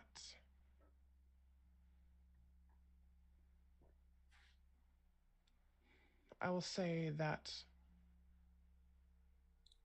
the world, the mountain, and the moon are connected once again. Mm-hmm. They've been separate for so long. It's about time they got back together.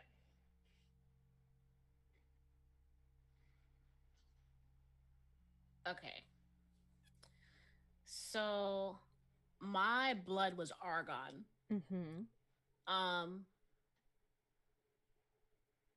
I'm going to have it that my blood, because of the connection that is now between the three worlds, that 1/3 of my blood went into the world and was healed.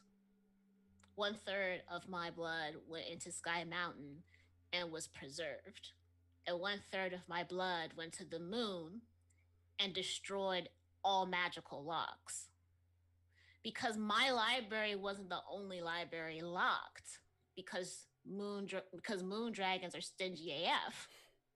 And that's why we believe that the moon is infinite, because we felt like our knowledge was infinite.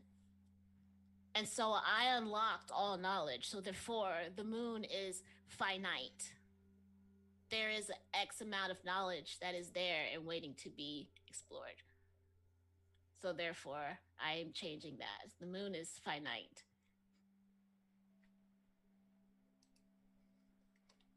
I love this. I'm so here for this. So good. The sky dragons are back. Everything's connected. Also, if my library is unlocked, everyone's library has to be unlocked. So there. So there. Unlocking all the libraries. So, and now we head into the epilogue. For those who attained unity, 100 years from now, what remains of your legacy? Who speaks your name and why?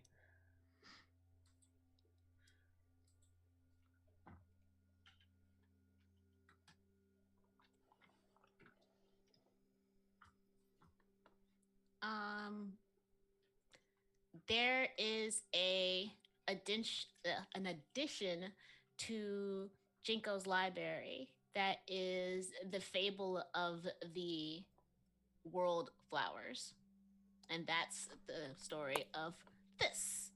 So there is a fable slash legend that is now in the romance section, because that's where it belongs categorically, and of the story. It is inflated a little bit. It has like way too much sex in it, because sex didn't actually happen, you perverts. But it's in there, and it's just it's like the third, fourth edition of it, because people just keep adding stuff to it because they think they remembered everything when no one was actually there. But somehow this the just like how all of our streams are interconnected, somehow dragons catch some sort of echo of something that happened. And so someone wrote it down, and then someone else wrote it down, someone else edited. But somehow our connection was so strong that it is now in a library to be checked out.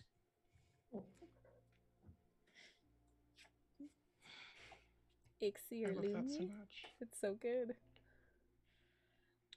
There's fanfic. There's absolutely fanfic. Of course there is. Oh, absolutely.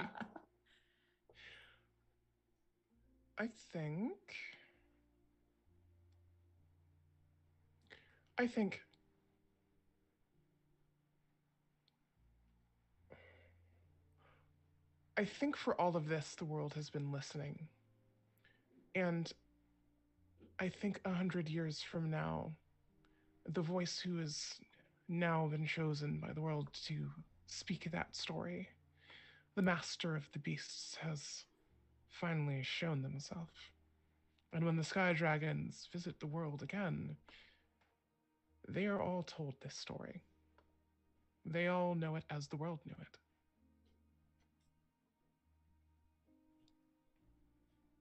Lumi? So it's the world's fault that there's so much sex in that book. I knew it. Yes. The world shipped us. It's fine. Yeah. The world runs the Smutty world was the Saturday, of ultimate course. shipper. You're all here on my channel. I don't know what you're thinking.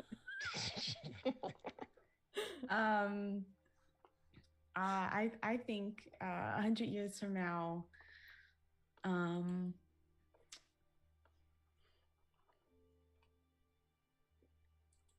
the stars. If you fly amongst the stars and you listen very carefully, you can hear the stars telling their own fanfic version of what happened today. And it just keeps echoing through the cosmos. Oh. The stars are gossips. I love it. And 1,000 years from now, we're going to go in reverse order of the way we just went. What will the next chosen see when they meet you in the ancestral meta dream? Because, of course, those dreams were not just given by anybody. They were given by the world and the Sky Mountain and those who have come before. So, at the next eclipse, what will the next void, sun, moon, sky dragon see? Are we saying for our own type of dragon or just any on all? Any, all. Okay. What will happen when they meet you?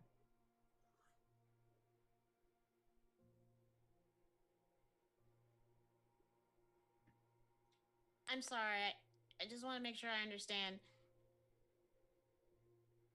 Who is who? I'm sorry. I don't think I quite understand what's It's being okay. asked. I'm sorry. 1,000 years from now, when the next dragons go to do their ritual for the eclipse, when they meet you in the ancestral meta dream, what will they see? I see. And is the ancestral meta dream just basically like a dream that everyone's having at the same time? Essentially, yeah. Okay. Okay, cool. Gotcha.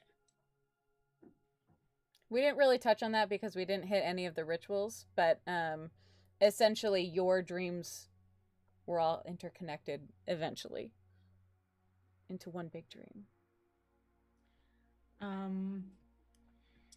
I think they will see what they think are stars, but are really the little puffs and the flower petals and the meteorites just kind of ever present in the background. I would like to add that there is also a very cozy oboe playing. Yeah. Yes. Ixie? That was actually kind of what I was going to do. Yep. It could be I was true. going to say, like, it's like not an orchestra, I guess a band. Yeah. Like just this trio of instruments just gently filling the background of the cosmos. I feel like it's just gently playing in the back of whatever dream is being had.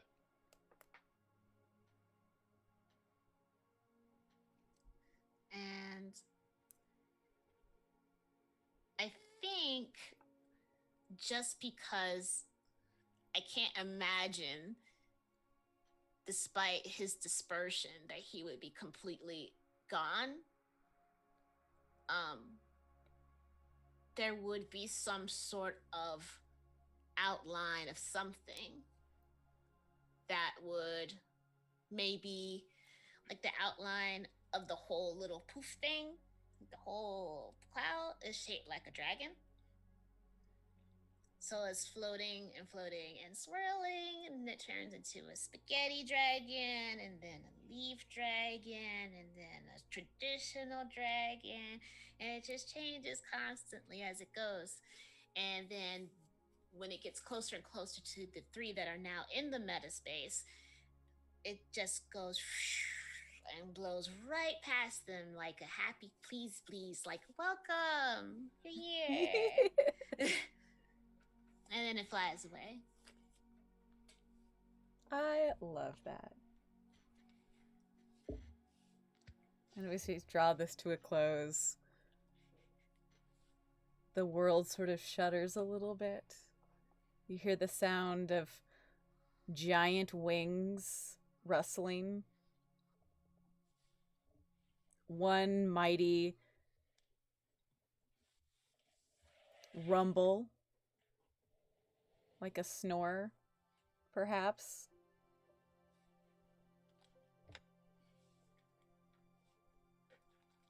And the ritual is complete. And that concludes Dragonhearts Can't Be Broken. Y'all, we did it! I know! This was so fun. It was a lot, but it was so fun. so good. many feelings and stuff. Y'all, we have raised $365 for Color of Change tonight. Yay. I know. Yes. Love that. Good job, everybody. Yay, so thank you all so much. We're going to go around, and this is the chance for my players to tell us who they are, where we can find you, what you're up to, what projects you're up to. This was so beautiful, and thank you, chat. Thank you for everybody who stopped by, and for everybody who donated, and for everybody who came out, and thank you especially to Fractal Dragon, who's been in chat, who wrote this beautiful, beautiful game. And if you're interested in playing it, I have the link for you because it's awesome, and there's so much. There's stuff that we didn't even touch on this because there's so many different ways this can go. It's a beautifully written system. So let's start. I'm just gonna go on the overlay. Junie, we're gonna start with you. Tell us who you are, where we can find you, all of that kind of beautiful stuff, what you're up to. All right. As said by the wonderful LD, I am Junie. You can find me here with increasing frequency, but mostly on Twitter at Stellar Empress or at off_the table. I help produce a lot of shows there, and I will be in a few in the next couple of months. Oh my gosh. I'll be busy, but if you want to see what we're getting up to there, please check out Off the Table, join our community, get into things that are like this. We do this kind of thing all the time, and it is so much fun. Please join us.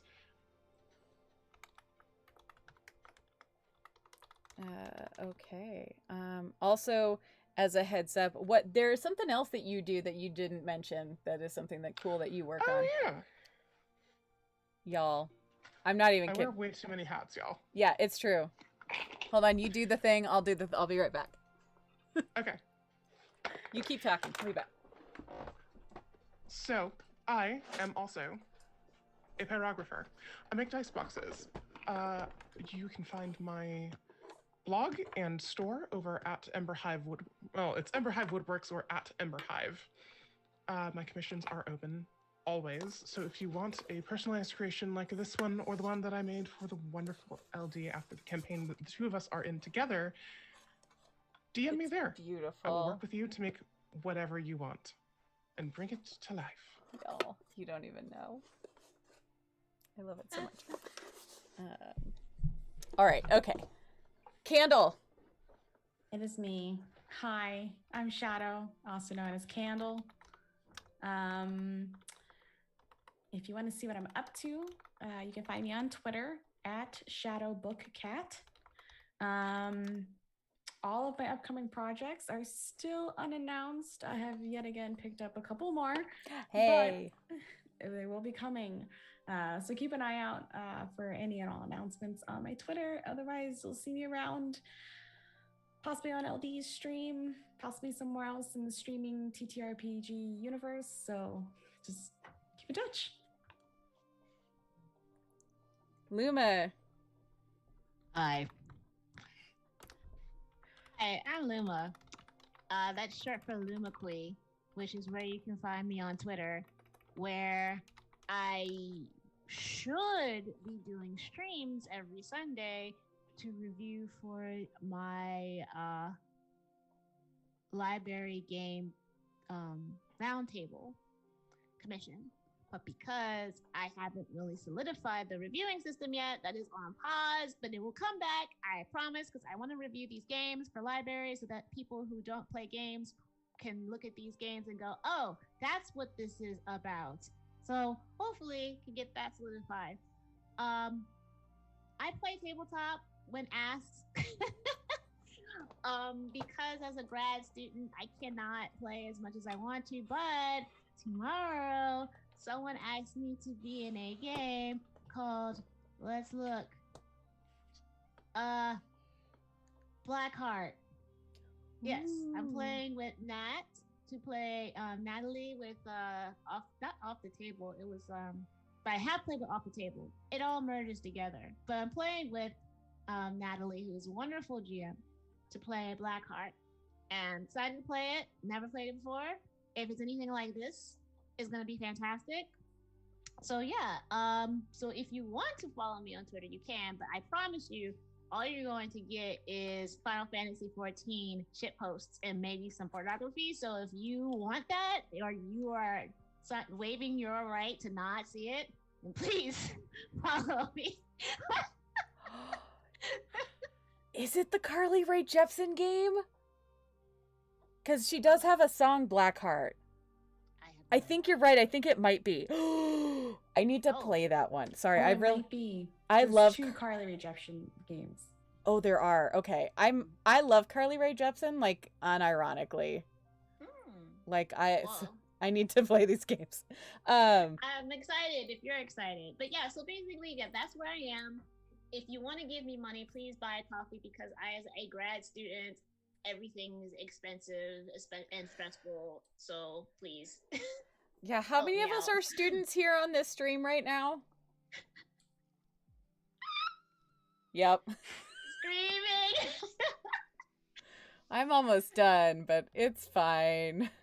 Oh, also, just because I need, even though I'm poor, I still need to write this down, because when I'm not poor, if anybody knows some people who are open for commissions, yes, Payne, open for commissions for comic book strips, and also for character designs, like character profile reference sheets, and I mean like really detailed sheets, not doodles, sheets.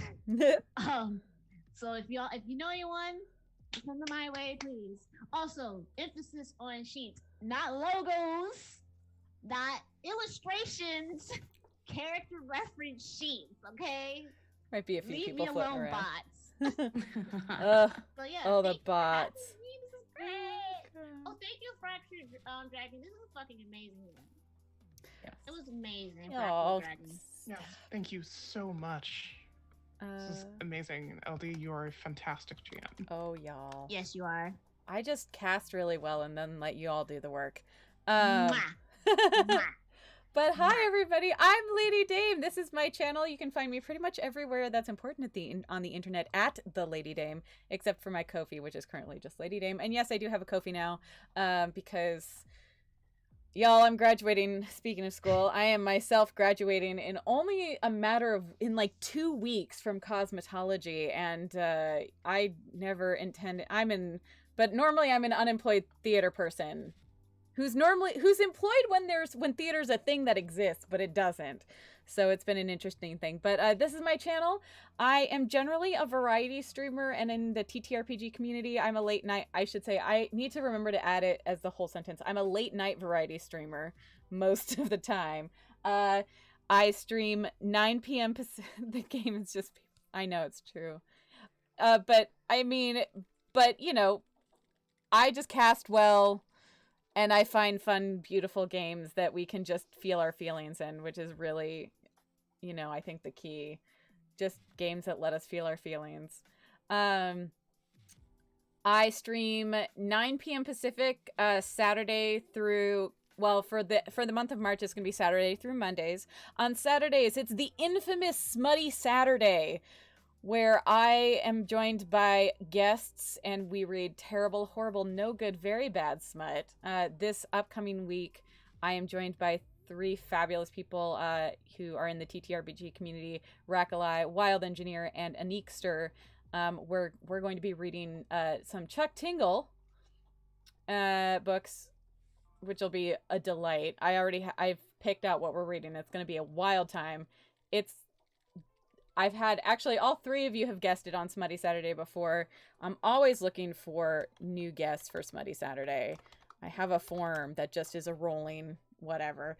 I also stream on Sundays. On Sundays, I read classic novels. I will be taking this weekend off just because it's been busy, and, that needs to happen. And I also play chill indie games. I just finished playing, I didn't finish playing Monster Prom, but I'm picking up some new games for March, as all of my March announcements are going to be coming up very shortly. That's part of why I'm taking the weekend off, so I can work on all of that. But I have a bunch of stuff coming up in March that I'm really excited about. I also run, obviously, a charity monthly stream here. This was the third, thank you. December, January, third one I've done since December. And we've raised, frankly, more than I always think that I'm going to raise, which has been amazing. Like, the response to it has been wonderful, and I always get such fabulous players. Next month is, all of March for me is going to be sci-fi month, so I'm planning to run the Farscape TTRPG for the few Farscape nerds who are out there. Even if you're not familiar with Farscape, it's a zany good time.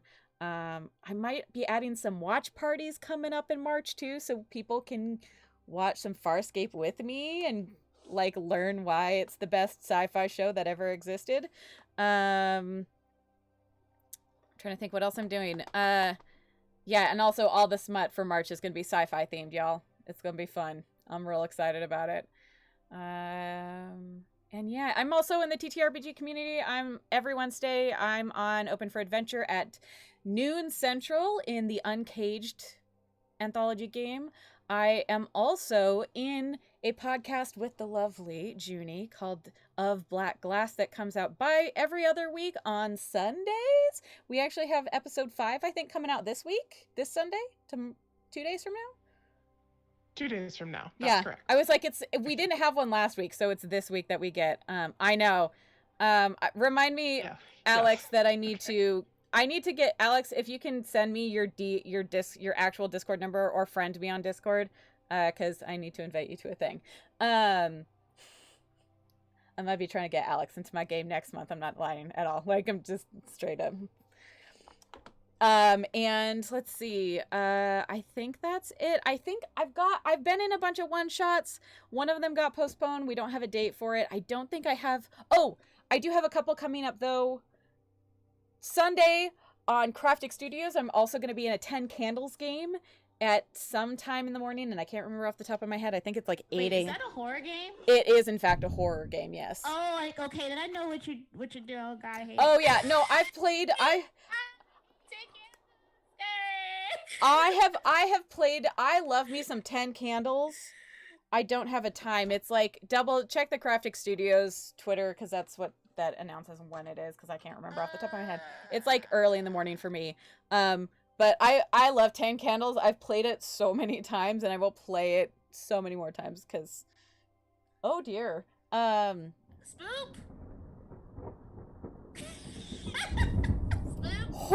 Okay. It's still going. Candles. You look what you've done. Ghosts have spoken. That was so loud. Y'all, that was like right on top of my head. Okay, well. So on that note, I feel like I should end the stream because I don't know how much longer I'm going to have power. Apparently. It's fine. Safe. Okay. I do want to send a raid out to somebody who's streaming right now. Okay. It looks like, oh, fun. You know what? Okay. Michael Kritz is playing some Overwatch. We could send some love over to Michael Kritz, who's in the TTRPG community. So, but how does everybody feel about that one? Do it. They're playing, Michael's just playing some Overwatch, but I like Michael and I don't ever get to raid Michael Kritz. So let's do it. But yeah, thank you all again for coming and hanging out and raising some money and getting to watch us nerds like fall in love and play dragons. I say us like I did anything, but you know, I'm here I just pick beautiful people. Yeah, thank you. The world is really just one big shipper. He's like, yes, I'm just bringing my friends together and watching them go cuddle. That's me. All right. Have a good night, everybody. Thank you so much. And we'll see y'all soon. Good night, y'all. Good night. I'm going to take this moss off my face.